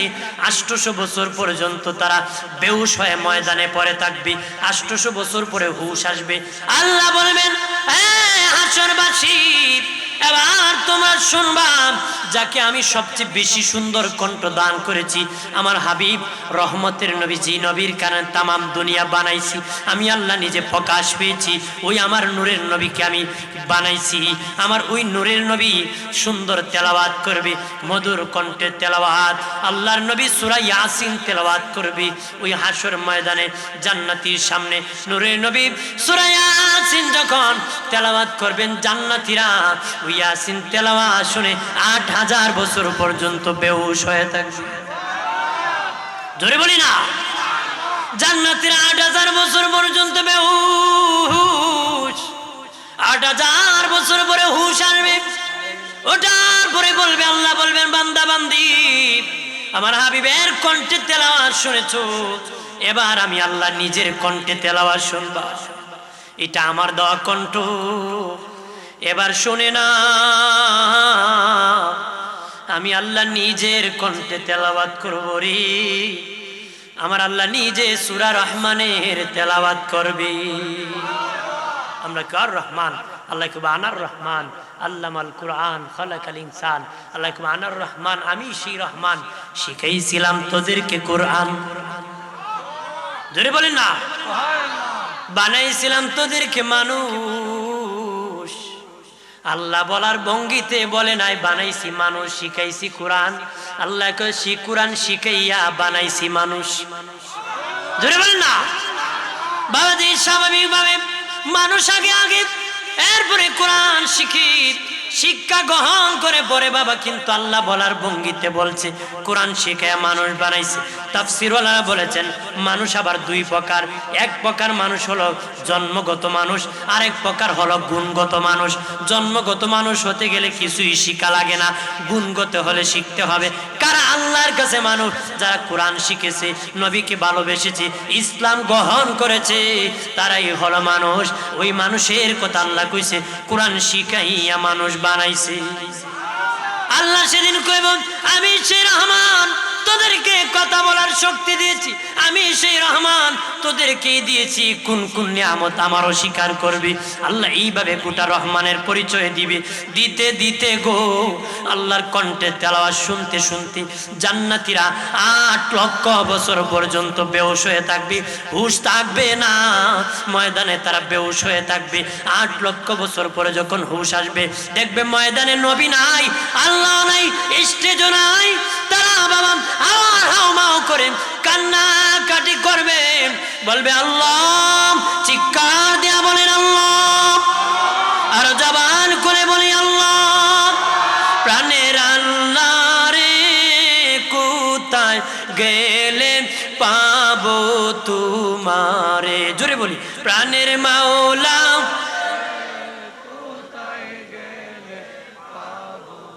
বন্দী হইলাম শয়তানের জালে, দিন কাটাইলাম হেলে দোলে। বন্দী হইলাম শয়তানের জালে, দিন কাটাইলাম হেলে দোলে। আমার জীবন মরণ দিলাম তোমারে, আমার জীবন মরণ দিলাম তোমারে। প্রাণের মাওলা, কোথায় গেলে পাবো তোমারে। চিৎকার দিয়া বলেন আল্লাহু আকবার। 8 লক্ষ বছর পরে যখন জান্নাতীদের হুশ আসবে বাবা, দেখবে আল্লাহ নাই, নবীও নাই, স্টেজও নাই, তখন বলবে আল্লাহ, তোমার সাথে দিদার হয় নাই, সরাসরি সাক্ষাৎ হয় নাই, ওই জান্নাতীর দরকার নাই। তখন আল্লাহ সব জান্নাতীর দুই পাশে দুইটা করে ডানা লাগাই দিবে। ডান পাশে একটা, বাম পাশে একটা, পাখির মতন ডানা লেগে যাবে। তখন ফেরেশতারা এলান করে দিবে, জান্নাতীরা, যদি আল্লাহর দিদার তোমরা পেতে চাও, আকাশের দিকে তোমরা উড়াল দাও। জোরে বলি না, আকাশের দিকে তোমরা উড়াল দাও। মঙ্গলবারে সকালবেলা জান্নাতীরা উড়াল দিবে বাবা, বেলা ডুবে ডুবে একটা পাথরের মধ্যে রেস্ট নিবে। আল্লাহ বলবেন তাদেরকে শরবত পান করায় দাও, শারাবান তাহুরা পান করায় দাও। মারহা বলে না। বুধবারে সকালবেলা আবার উড়াল দিবে, বেলা ডুবে ডুবে একটা পাথরের মধ্যে তারা রেস্ট নিবে, পাথরের মধ্যে রেস্ট নিবে। আল্লাহ বলবেন তাদেরকে তোমরা জান্নাতের মধু পান করায় দাও, তাদেরকে জান্নাতের মধু পান করা হবে। বৃহস্পতিবার সকালবেলা আবার উড়াল দিবে, বেলা ডুবে ডুবে আল্লাহর আরশে আজিমে তারা পৌঁছে যাবে। কারা পৌঁছে যাবে?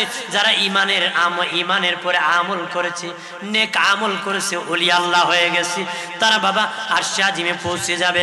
আরশে আজিমে যখন পৌঁছে যাবে বাবা, তখন ওই জান্নাতি আর আল্লাহর মধ্যে ওই রকম ভাবে একটা পর্দা থাকবে, একটা পর্দা শুধু থাকবে।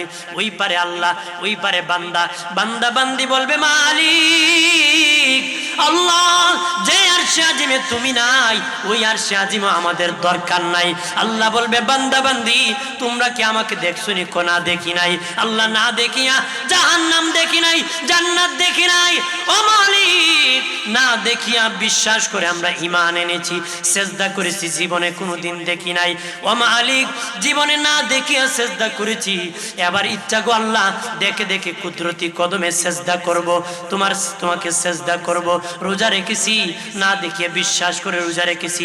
হজ করেছি, কাবা ঘরে গিয়েছি, আল্লাহর ঘরে গিয়েছি। আল্লাহর বাড়ি কেউ যদি কারো বাড়িতে যায় তার দেখা পায়, মালিক তোমার বাড়ি গেছি, তোমার দেখা পাই নাই। এই জন্য শায়ের কয় মক্কা শরীফ তোমার বাড়ি সর্বলোকী কয়, মক্কা শরীফ তোমার বাড়ি সর্বলোকী কয়।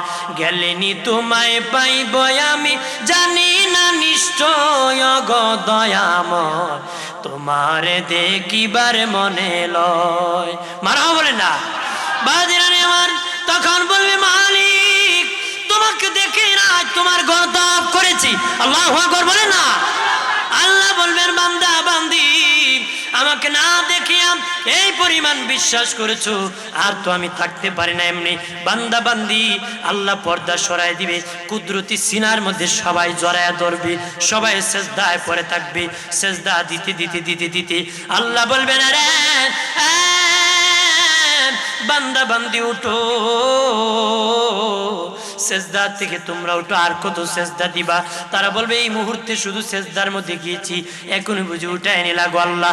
আল্লাহ বলবেন সুখের দিন কেমনে যায় মানুষ টের পায় না, দুঃখের দিন মানুষের যায় না। আরে বান্দা বান্দি, বান্দা বান্দি কতদিন সেজদা করেছো জানোনি? 90,000 বছর হয়ে গেছে আমি মালিকের কদমে সেজদা করতেছো। আরো জোরে বলি বন্ধনে আমার খেয়াল করেন ভালো করিয়া, এই জন্য খাঁটি ইমানদার হয়ে যাবেন, আর নেক আমল বেশি করে করবেন আল্লাহর জন্য। আল্লাহ বান্দার জন্য 3টা পুরস্কার রাখছে। 1 নম্বর দিদার এলাহি, আল্লাহর সাথে সাক্ষাৎ হবে, দিদার হবে, মেহমান হবেন। একটু চিল্লা জবান খুলে বলে সুবহানাল্লাহ। আল্লাহুম্মা সাল্লি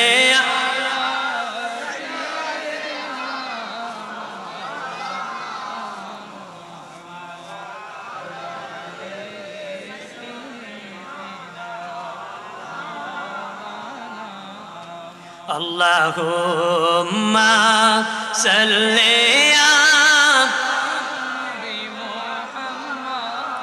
wa ala ali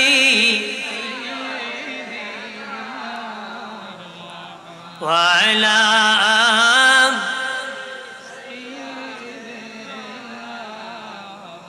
kandayona kandayona নবীকে নবীকে কাঁদাইলে কাঁদবা হাসরে। আল্লাহুম্মা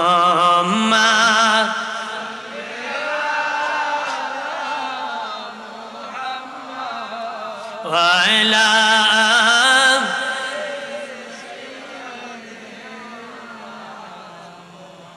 ওয়া আলা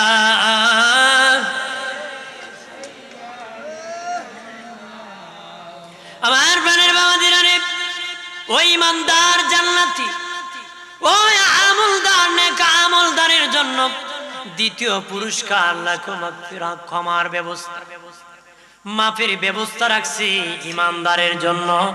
বেঈমানের জন্য আল্লাহ কোনো ক্ষমা রাখে নাই। কথা বলা, শয়তানের জন্য কোনো ক্ষমা নাই, বেঈমানের জন্য কোনো ক্ষমা নাই, ইমানদারের জন্য আমার আল্লাহ ক্ষমার ব্যবস্থা রাখছি। এটা আল্লাহর পুরস্কার, এটা আল্লাহর অঙ্গীকার। একটু চিল্লায়া জবান খুলে বলি সুবহানাল্লাহ। ইমানদারকে আল্লাহ ক্ষমা করবে বাবা, এটা আমার আল্লাহ অঙ্গীকার করেছে। আল্লাহু আকবার বলেন না। কিভাবে ক্ষমা করবে বাবা? তওবার দ্বারা আল্লাহ ক্ষমা করবে। গুনাহ হয়ে গেছে ইমানদার, তওবা করার দ্বারা মাফ হয়ে যাবে। কখন?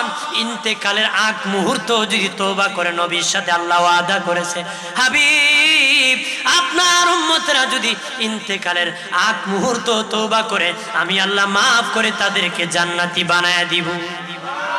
এই অফার আমি আল্লাহ রাখছি, তাদেরকে ক্ষমা করে দিব। আল্লাহ বলেন ইমানদারের ক্ষমার ব্যবস্থা কেমনে? আল্লাহ বলেন ইমানদার জ্বর হলে গুনাহ মাফ হয়, সর্দি হলে গুনাহ মাফ হয়, পেটে ব্যথা হলে গুনাহ মাফ হয়, কঠিন বিমার হলে গুনাহ মাফ হয়। ইমানদার রাস্তা দিয়ে হাঁটিয়ে গেলে যদি উষ্টাকে পড়িয়া পায়ে ব্যথা হয়, তাও ইমানদারের গুনাহ মাফ হয়।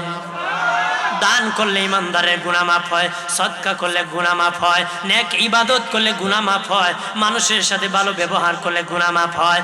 ইমানদারের জন্য আল্লাহ ক্ষমার ব্যবস্থা রাখছে। একটু চিল্লায়া জবান খুলে বলি সুবহানাল্লাহ। ওই ইমানদার আমলদারের জন্য দ্বিতীয় পুরস্কার ক্ষমা রেখেছে বাবা। এরপরেও কেমনে ক্ষমা করবে? ইমানদার ইন্তেকালের আগে কঠিন বিমার দিয়ে, প্যারালাইসিস দিয়ে বিছানায় পালাইয়া আল্লাহ মাফ করিয়া জান্নাতি বানায় কবরে নিবি।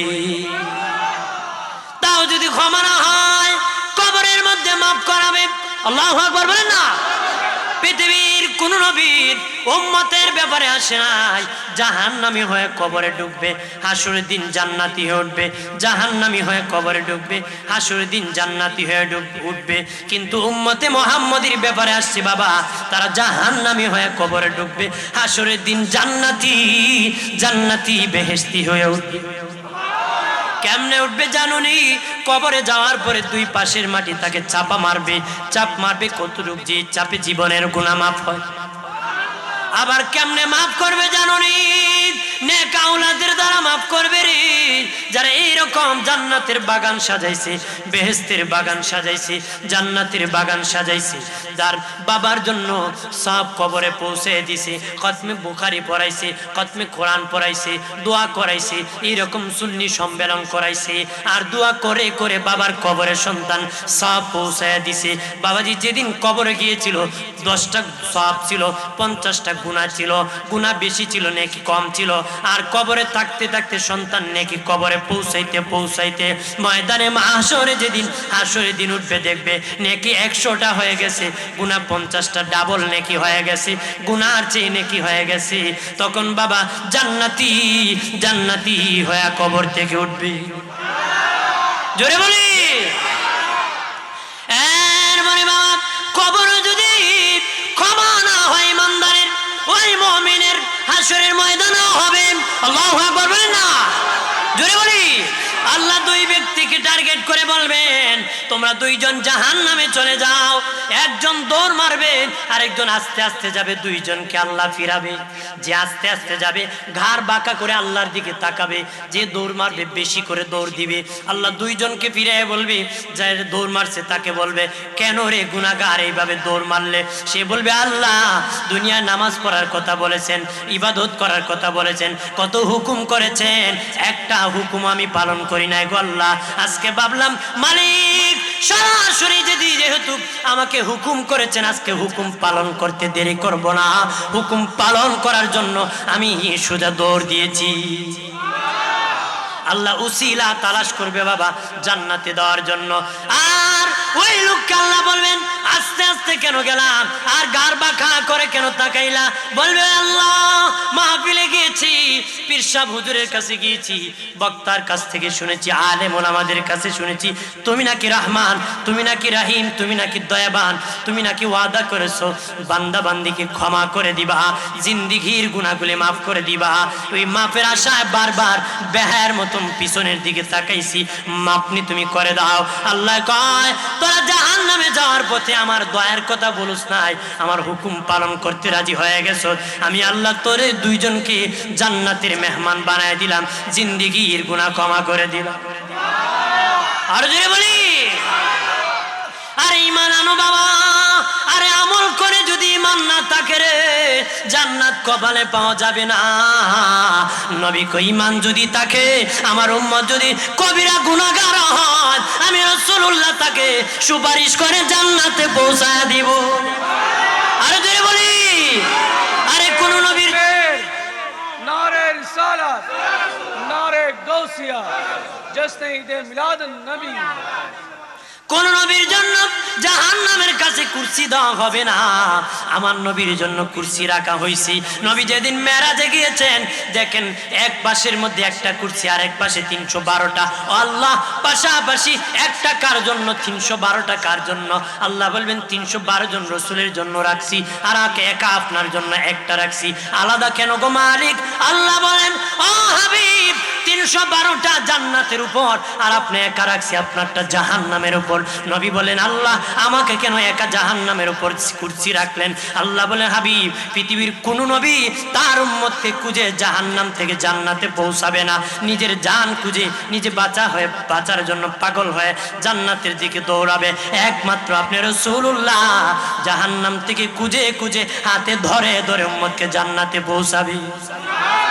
আর যদি বলি, আমার আল্লাহ ইমানদারের জন্য ক্ষমা ক্ষমা রেখেছেন বাবা।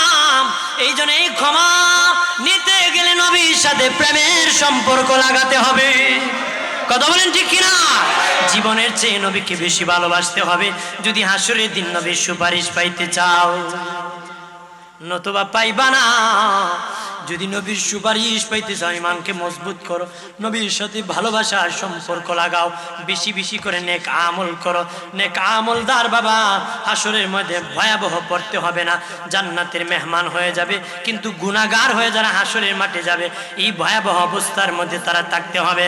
আরেক দলকে আল্লাহ ক্ষমা করবে জাহান্নামের দরজার কাছে নিয়া, জাহান্নামের দরজার কাছে নেওয়া হবে, জাহান্নামের দরজা খোলা হবে, জাহান্নাম দেখে তারা হাউমাউ করে চিৎকার করে কান্নাকাটি করবে, হাউমাউ করে চিৎকার করে কান্নাকাটি করবে।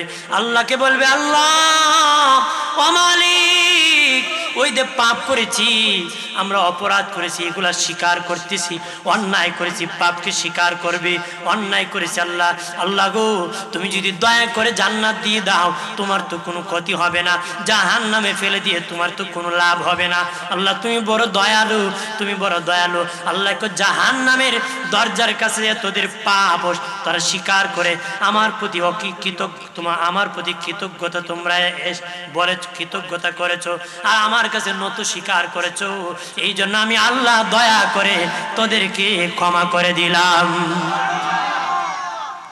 উম্মতে মুহাম্মদের জন্য দ্বিতীয় অফারে আরো ক্ষমা করবে কেমনে জানোনি? আরে একজনের নেকি বুদ্ধি ওজন হবে বাবা, যা মিজানের পাল্লার কাছে নেকি বুদ্ধি সমান হবে, সমান সমান হয়ে যাবে। তাদেরকে আল্লাহ জান্নাতও দিবে না, জাহান্নামও দিবে না, জান্নাতও দিবে না, জাহান্নামে দিবে না। জান্নাতের জাহান্নামের মধ্যখানে একটা পাহাড় আছে, আরাব পাহাড়, তাদেরকে আরাববাসী বলা হয়। তাদেরকে ওই জায়গার মধ্যে দাঁড় করানো হবে, এক নজরে জান্নাত দেখানো হবে, আরেক নজরে জাহান্নাম দেখানো হবে। জান্নাত দেখে আফসোস করবে, জাহান্নাম দেখে ভয়েতে হাউ মাউ করে তারা কান্নাকাটি করবে। ওই রকম অন্তরের কষ্ট দিয়া ইমানদারকে আল্লাহ মাফ করে দিবি। আর জোরে বলি, আর ওইভাবেও যদি না হয়, আর জাহান্নামে ফেলে দিয়া বাবা আল্লাহ মাফ করাবেন। আল্লাহু আকবার বলেন না। ঈমান নিয়ে যদি মরো রে চিরস্থায়ী জাহান্নামে থাকবা না। জাহান্নামে আল্লাহ ময়লা জ্বালাইয়া পুরায় পরিষ্কার করবে। আল্লাহ কো আমি বান্দা বান্দিরে বড় আদর করে বানাইছি, বড় মায়া করি রে। ও আমার বান্দা বান্দি, পৃথিবীর মা বাবা তার সন্তানকে মায়া করে, মা বড় বড়দি, মা বড় মোহব্বত করে সন্তানকে, কিন্তু সন্তান যখন পায়খানা করে বাবা, তখন মা কিন্তু পরিষ্কার না করে কুলে উঠায় না। মাঘ মাসের ঠান্ডার মধ্যে মা এইভাবে উপরের মধ্যে বাবা কাদের মধ্যে চাপা দিয়া ধরে পিছন দিক থেকে পানি ডালতেছে, সন্তান ওয়াহ ওয়াহ করে কান্না করতেছে, মা কুলে উঠাইতেছে না, পরিষ্কার করতেছে। একদম পরিষ্কার যখন হয়ে যায় তখন মায়ের দয়ার কাপড় দিয়া চাপ দিয়া ধরিয়া কুলে উঠায় চুমুকায়। আর জাদুমণি কাঁদিও না বলে, কেন কুলে উঠায় না? ময়লা নিয়ে মা কুলে উঠাবে না। আল্লাহ কো আমার বড় আদরের বান্দা বান্দি, কিন্তু গুনার নাপাক নিয়ে আমার দয়ার চাদরে তোদেরকে উঠাইতে পারবো না রে। যদি দুনিয়া তওবা করতে আমি আল্লাহ তোদেরকে ক্ষমা করে দিতাম, মাফের অফার রেখেছি, মাফ করে দিতাম। তওবা করস নাই আমার নবীর উম্মত, আমি তোদেরকে জাহান্নামে জ্বালাইয়া ওই ময়লা পরিষ্কার করে আমার রহমতের কুলে উঠে জান্নাতে পৌঁছাবো। আর সবারই সাথে হবে সর্বশেষ নবী খবর পেবেন জাহান্নামে তার উম্মত আছে, এমনি নবী জাহান্নামে একটা ঝাঁপ মারবেন। কিতাবে এসেছে নবীর সম্মানে জাহান্নামটা জান্নাতুল ফেরদাউস হয়ে যাবে, জান্নাতুল ফেরদাউস হয়ে যাবে। এই জন্য বাবাজি ইমানদারের এক নম্বর, ইমান আনার পরে যারা নেক আমল করবে, এক নম্বর পুরস্কার দিদারে এলাহি, আল্লাহর সাথে সাক্ষাৎ দিবি। দুই নম্বর পুরস্কার ক্ষমার ব্যবস্থা রেখেছে, মাফের ব্যবস্থা রেখেছে। তিন নম্বর পুরস্কার ওই ইমানদারের জন্য আল্লাহ হালাল রিজিকের ব্যবস্থা রেখেছে, হালাল রিজিকের ব্যবস্থা রেখেছে, হালাল রিজিকের ফয়সালা রেখেছে, আসমানি খাবারের ব্যবস্থা রেখেছে। একটু চিল্লা জবান খুলে বলি আল্লাহু আকবার। ইমানদারের জন্য হালাল খাবার আছে, যারা হারাম খায় তাদের ইমান জিরো। কতক্ষণ যাদের সুদ খায় ঘুষ খায় বাবা হারাম খায় তাদের ইমান হলো জিরো। যারা হালাল খায় তার ইমান তাদেরকে হালাল খাবারের ব্যবস্থা করে তালাশ করে। একজন আল্লাহর ওলি গরিব মানুষ বাবা, গরিব মানুষ, ঘরের মধ্যে খাবার নাই, 3 দিন হয়ে যায় খাবার নাই। হারাম খাবার খায় না বাবা, সকলের বাড়িতে খায় না রে, হারাম খাবার খায় না। ঘুরতেছে পাহাড়ের মধ্যে, দেখি পাহাড়ে আল্লাহর নিয়ামত কিছু আছে কিনা, ঘুরতে ঘুরতে কিছু পায় না বাবা। একটা মরা পাখি মরে আছে, মনে মনে বলে মরা পাখি গোশত কেটে একটু খেয়ে ফেলবো। মরা পাখিটা হাতে নিয়ে রাস্তা দিয়ে হাঁটতেছে। একজন ব্যক্তি ধনী মানুষ কিছু দান করবে খুঁজতেছে, ভালো মানুষ খুঁজতেছে, নেককার মানুষ খুঁজতেছে। দেখে একটা লোক মরা পাখি নিয়ে হাঁটতেছে। কই ভাই, আমি যদি আমার কিছু হালাল টাকা তোমাকে দান করি তুমি কি গ্রহণ করবানি? আর আমরা এখন কের হালাল আর কের হারাম যে জানা যায়, এখানে কি হারাম কথা হয় না, জোরে বলেন না। হাজী আব্দুল কাদের জিলানী রহমতুল্লাহ আলাইহি মুরিদের গরিব মুরিদের বাড়িতে অবস্থান করেছিলেন। অনেক দুম্বা ছাগল মানুষ দান করেছিল, ভেড়া দুম্বা, কিন্তু উনি ওই গরিব মুরিদকে সব দান করে দিয়েছে। উনি বললেন আমি তার বাড়িতে থাকবো। ওনার বাড়িতে যখন হুজুরকে বড় পীর গাউসুল আজম আব্দুল কাদের জিলানীর কাছে হাদিয়া দিয়েছে, তোহফা দিয়েছে, উনি সব ওনার মুরিদকে দিয়ে ধনী বানাই দিয়েছে। এখন তো আমাদের দেশে অনেক পীর আছে, যদি লেংরা ছাগল কান্দে উঠে গেছে, কথা হয় না, হাঁটতে পারে না, কাঁদে ওটা বাড়ি লয়ে যায় পাক করে খাওয়া। সবাই না, সবাই সবাই না, যারা লুবি মানুষ ওরা করে। ওদের কারণে আমাদের বুজুর্গানে দিনদের উপর কিছু মানুষ মানে তহমত দেওয়ার জন্য পায়। এটা হলো খারাপ মানুষের কারণ, কথা বলেন ঠিক কিনা? এই জন্য খারাপদের সাথে সঙ্গ লাভ আমরা করব।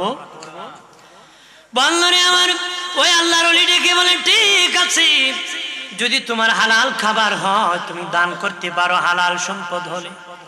উনি হালাল সম্পদ হাতে নিয়ে মরা পাখি ফেলে দিলেন। একটা হোটেলে ঢুকিয়া খাবার কিনিয়া খাওয়া শুরু করলেন। ওই লোকটা ছিল একজন আলেম, যিনি দান করলেন।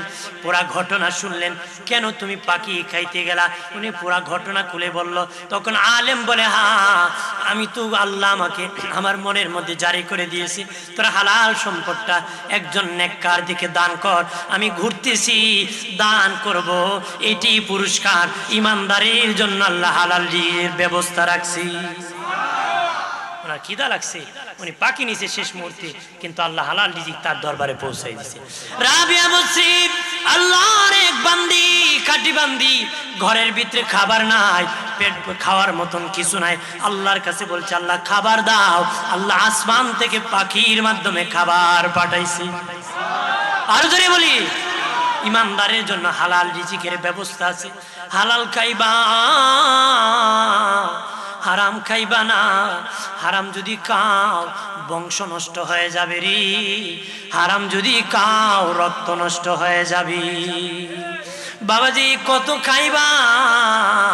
আমাদের পেট এমন একটা পেট, যতই খাও আরো কয় খাইতে।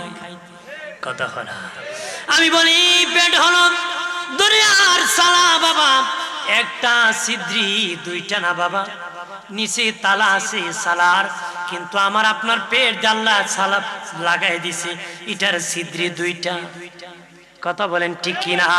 এটার সালার তালা নাই। এই জন্য আমি কই, এমন দারুণ সালাম মানে না তালি, বিকালে ভরি সকালে খালি। কথা কোন ঠিক কিনা? এমন দারুণ সালাম মানে না তালি, বিকালে ভরি সকালে খালি। সকালে ভরি দুপুরে খালি, দুপুরে ভরি বিকালে খালি। যত দিয়ে সালায় আরো খাইতো। কথা হলো, খালি খাইতো আর খাইতো।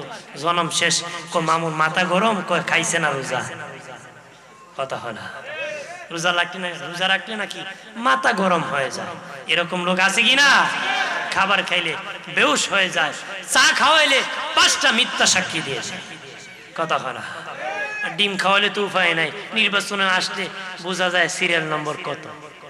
কথা হলো, টাকার অপেক্ষায় থাকে। ভাই সাহেব, আপনারা জীবনতে কাকে ভোট দিব? আপনার মতন যুগগুলো আর কেউ আছে না? কেউ যারে পায় তারই কয় মাগনা খাই, সারাদিনে 50টা চা খাইছে।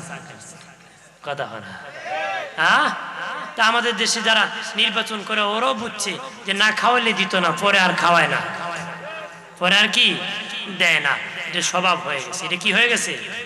স্বভাব হয়ে গেছে। দুশি পরে আল্লাহুম্মা সাল্লি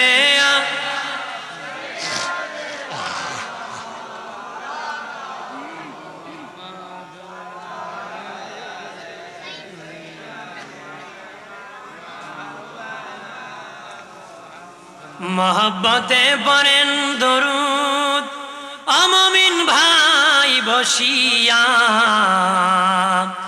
মোদের দরুদ শোনেন নবীজি রওজা পাকে শুইয়া। আল্লাহুম্মা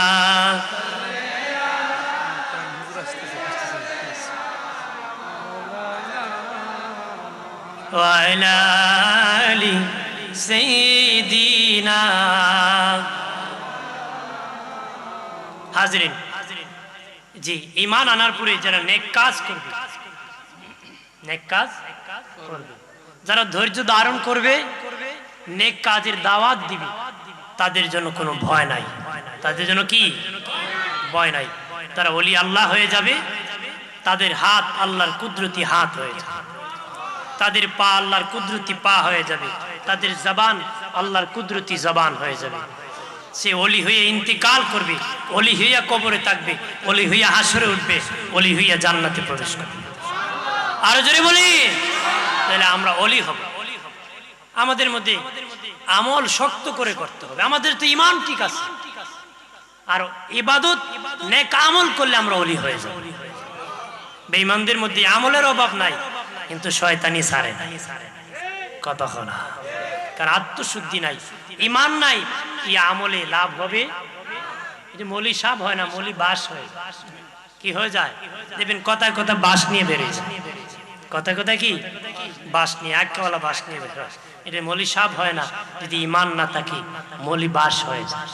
এই জন্য আমরা এইদিকে খেয়াল করব।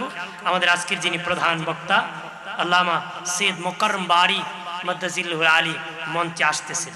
আমি সিলেট হবিগঞ্জ থেকে আসছি। আমি চট্টগ্রাম অনেক দূর, হয়তো অনেক জায়গাতেই ফোন আসি, রাখি না, কিন্তু এই প্রোগ্রামটা দিয়ে দিছি যে একটা প্রোগ্রাম করি, এই জন্য আসলাম। কিভাবে কথা বলতে হয় আমি জানি না, আপনাদের কাছে কিভাবে আপনারা ভালো লাগবে সেটা আমার জানা নাই। যেহেতু চট্টগ্রামে বয়ান প্রথম দিন করেছি, আমি আসি নাই, আর আজকে আসছি, নসিহত করেছি, যতটুকু করেছি আমার যেভাবে করি সেভাবেই করছি। সময় কাটানোর চেষ্টা করি না, যতটুকু কথা বলার মানুষ হেদায়েতের নিয়ত নিয়ে বলি যে আমিও জান্নাতে যেতে চাই, মানুষ যেন জান্নাতি হয়। যারা ওয়াজ নসিহত করে, করায়, শুনে, সবার উদ্দেশ্য একটাই, জান্নাতি হবে। কতক্ষণ আমরা কি হব? জান্নাতি হব। এই জন্য আমিও উদ্দেশ্য যে আমিও যেন বাঁচি, জাতীয় যেন বাঁচে। আমরা যেন কোথায় যাব? আমাদের আসল বাড়ি কোথায়? জান্নাতে। আমাদের জান্নাতে যেতে হবে, এই জন্য নেক আমল করতে হবে। যারা নামাজ পড়বেন, ইবাদত করবেন, সবাই ওলি হয়ে যাবে। এখানে যারা আছেন সবাই আল্লাহর ওলি। সুবহানাল্লাহ বলেন না? বলতে পারেন এই কেমন ওলি? আপনার প্রাইমারি স্কুলে পড়ে হেবেসারও ছাত্র, ইউনিভার্সিটিতে পড়ে হো ছাত্র। বলেন দুই ছাত্র কি এক? হ্যাঁ, সবাই ছাত্র। এই জন্য আমরা ওলি হলো প্রথম ক্লাস। এই জন্য সাধনার উচ্চ মঞ্জিলে পৌঁছে ফার্স্ট ক্লাস ওলি হওয়া লাগবে। কথা বলেন না? লাগবে কিনা? এই জন্য আমরা ইমানের সাথে নেক আমল, নেক আমলের পুরস্কার হলো জান্নাত। নেক আমলের পুরস্কার কি? আল্লাহ জান্নাতুল ফেরদাউস আমাদেরকে দান করবেন। জান্নাতুল ফেরদাউস কি দান করবেন? আমরা চাই কিনা? একটু হাত উড়ে দেখে চাই কিনা? নারে তাকবীর, নারে রিসালাত, আহলে সুন্নাত ওয়াল জামাত, নারে গাউসিয়া। হাত নামা। হাজরিন, চিটাগাং একটা আশিক রাসূলের এলাকা। হ্যাঁ, কথা কনা ইশক রাসূল, মুহাব্বতি রাসূল, যিনি লক্ষ লক্ষ মানুষ জশ্নে জুলুস ঈদ মিলাদুন নবী র্যালিতে অংশগ্রহণ করে। কথা কনা নবীর আগমনে আনন্দিত হয়, খুশি হয়। এই চট্টগ্রাম যেখানে আওলাদ রাসূল আসেন, আওলাদ রাসূল এসে আমাদেরকে সাদাত বরকত দেন, নেতৃত্ব দেন। কথা বলেন? আমরা তাদের ওলি আল্লাহদের যে জায়গায় আছি, জি মাশায়েখ, যে ওলির কাছে আছি, সেখানে থাকবো, আদবের সাথে থাকবো। বেয়াদবির জায়গা জান্নাতে হবে? হবে? আদব রাখবেন, বেয়াদবি করবেন না, গালাগালি বকাবকি যাবেন না, একজন আরেকজনকে বকবেন না, আদব রাখবেন। আদবে আউলিয়া, বেয়াদবে দেউলিয়া। বেয়াদব জান্নাতে যাবে না। আমরা সুন্নি, আমরা আদব ওয়ালা উম্মত। আমরা কি? আমরা আদব ওয়ালা উম্মত, আমরা জান্নাতি। কথা বলেন ঠিক কি না? দুইশো পড়ি আল্লাহুম্মা সাল্লি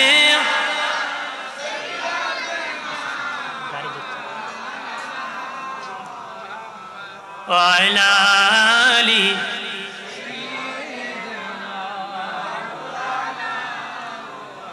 কিসের বড়াই কররে মন, মাটির দেহ লইয়া, কখন জানি চলে যাবে প্রাণ পাখি তোর উড়িয়া। আল্লাহুম্মা সাল্লি আলা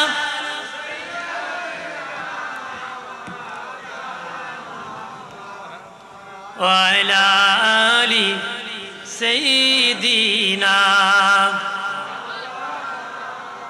হাজিরিন, আগামীকাল জুমাবার, আমি তো শহরে জমা পড়াই, জুমার নামাজ পড়াতে হয়। এই জন্য আমি গাড়ির টিকিট কাটা আছি, 12টার মধ্যে উঠতে হবে। এই জন্য আর সামনে আমি যাব না। হুজুর এসে যাবেন, নসিহত পেশ করবেন। আমার কথাবার্তায় কষ্ট পেলে আমার ক্ষমার দৃষ্টি দেখবেন, আমার জন্য দোয়া করবেন। আমি আপনাদের জন্য দোয়া করি, আপনারা আমার জন্য দোয়া করবেন।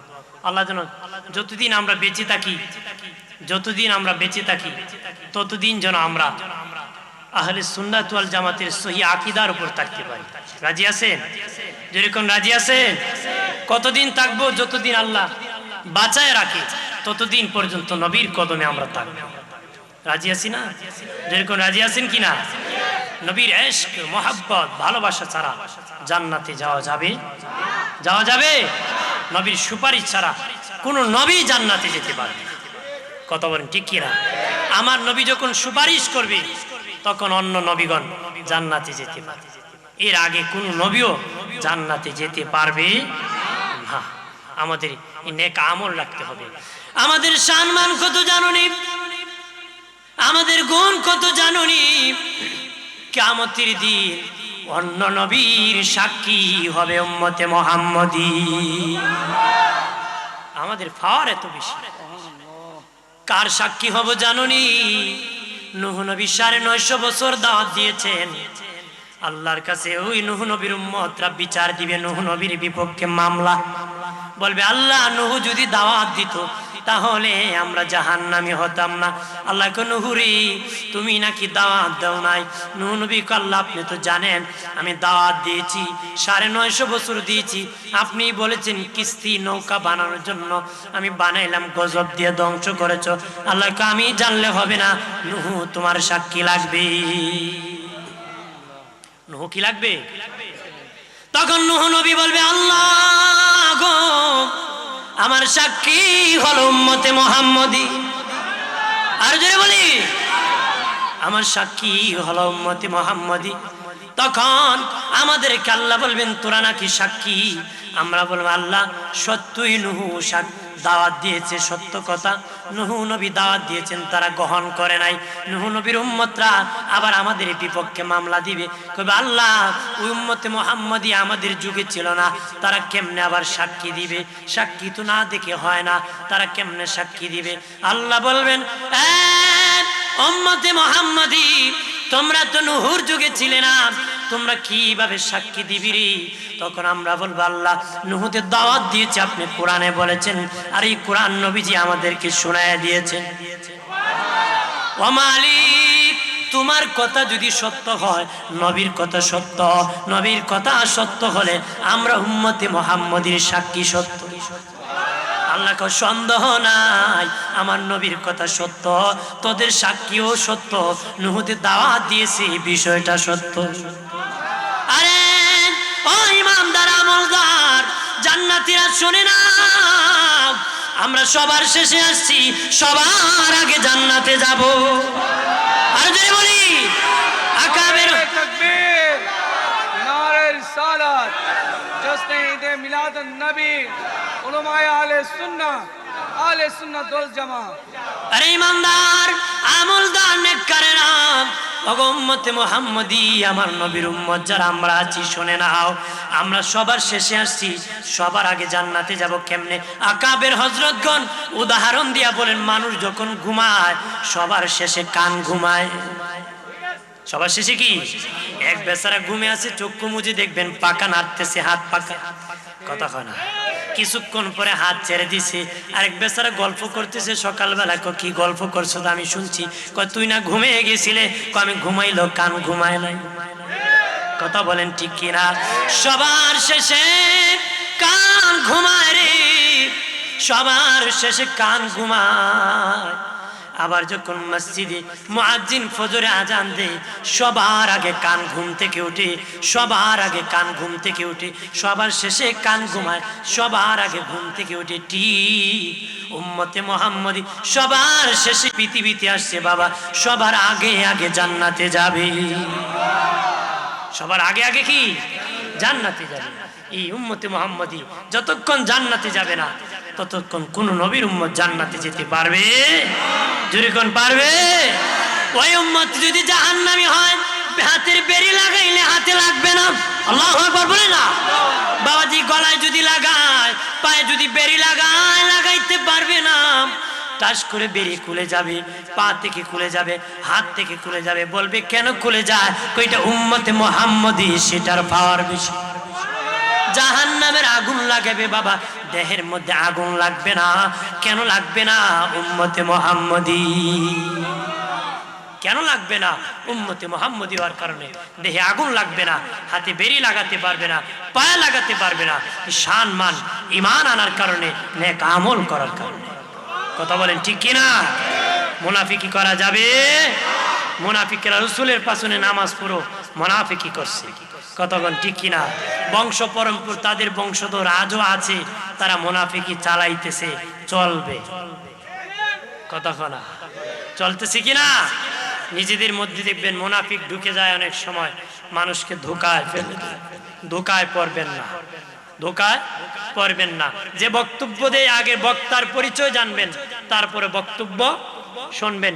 আদম হাওয়া যদি ওই বক্তা শয়তান দিয়ে ওয়াজ করেছিল জান্নাতে, পরিচয় জানতো, বলেন ফল খাইতো? বক্তার পরিচয় না জানে ওয়াজ শুনে বিপদে পড়েছিল। কথা বলেন ঠিক কিনা? এজন্য বক্তার পরিচয় জানতে হবে। ইবলিসও মাঝে মধ্যে ভালো কথা কয়, ইবলিসও মাঝে মধ্যে কি ভালো কথা বলে। তাই বলে বিশ্বাস করা যাবে? বিশ্বাস করা যাবে? আমাদের দেশে যে একটা পাগড়ি টুপি জুব্বা লাগাইলে মানুষ কয় খুব বুজুর্গ। কথা কনা আছে কিনা? বুজুর্গ হতে পারে না। আমরা নামাজ পড়ি, রোজা রাখি, হজ করি, যাকাত দিই, মিলাদ করি, কিয়াম করি, বেদাতি হয়ে গেছে। কি হয়ে গেছে? মিলাদুন্নবী পালন করলে কি হয়? বেদাতি হয়ে যায়। আপনারা বলেন আমরা কি বেদাতি? আমি বলি এটা একটা তহমত, এটা একটা কৌশল। এটা কি? এটা তাদের একটা কৌশল করছে। মানে কাউকে কেউ যদি ছোট করতে হয় তার উপর তহমত দিতে হয়। তারপর কি দিতে হয়? তহমত। কিভাবে তহমত দিয়েছে কৌশলটা আমি বলি। এক দেশে এক চূড়া ছিল, নাম ছিল কালো মিয়া। নাম কি? মানুষকে আর কালো মিয়া কয়? কয় কাল্লা চূড়া। কি কয়? এই কালো মিয়া কাল্লা চূড়া একদিন গেছে বাজারে, এদিকে এক বেচারা ক্যাশ গনতেছে টাকা, ব্যবসা শেষে ক্যাশ গনতেছে। কইতেছি ভাই সাহেব টাকাতে প্রকাশ্যে গনতেছেন, কাল্লা চূড়া খবর পেয়ে তো সব নিয়ে যাবে। কাল্লা চূড়া খবর পেলে কি সব নিয়ে যাবে? কই কাল্লা চূড়া টাকা নিলে চুরি করে নিবে, আমার সামনে কেমনে নিবে? আমি দেখাইবো কেমনে নেয়? কয় এইভাবে বসছে দোকানদারের পাশে, কই এইভাবে বসবে, বৈশা টাকাটা হাতে নিচে, আর কয় আপনার টাকাটা এইভাবে হাতে নিবে, এইভাবে পকেটে ভরবে। পকেটে ভরছে, কাল্লা চূড়া সুজে দাঁড়ায়, আর কয় এইভাবে সুজে দাঁড়াবে, দৌড় মারে, আর কয় এইভাবে দৌড় মারবে। দৌড় যখন মারছে বুঝে ফেলছে দোকান মালিক, চেঁচামেচি শুরু করছে, কাল্লা চূড়া টাকা নেগা। বাজারের মানুষ বের যখন দিছে, কয় কাল্লা চূড়া টাকা নেয়া দৌড়। কাল্লা চূড়া মানুষের বেড়ে পড়ে নিজেও কয় কাল্লা চূড়া টাকা নিয়ে যায়। কে কয়? তার নিজের নাম নিজেই কয় কাল্লা চূড়া টাকা নিয়ে যায়। হ্যাঁ নাম হ্যাঁ কেন জফে? বাজারে মানুষ যেন বুঝতে না পারে হ্যাঁ যে কাল্লা চূড়া কৌশল করছে। কথা কনা এর নিজের নাম নিজেই জফে, মানুষ যেন বুঝতে না পারে নিজেই কাল্লা চূড়া। আমরা দেশের বেদাতিরা আমাদেরকে বেদাতি বলে কৌশল করছে, মানুষ যেন বুঝতে না পারে এরাই বেদাতি। কথা বলে কাল্লা চূড়ার কৌশল নিছে। কার চূড়া? কাল্লা চূড়ার কৌশল। এই জন্য এরাই গুমরাহি বেদাতি, যার বদ আকিদা এরা বেদাতি। আমরা সহি আকিদা, আমরা সুন্নি, ইমান ও আমলের সাথে চলবো। আমার জন্য দোয়া করবেন, সকলের কাছে দোয়া চেয়ে এখানে শেষ করলাম। আসসালামু আলাইকুম ওয়া রাহমাতুল্লাহ।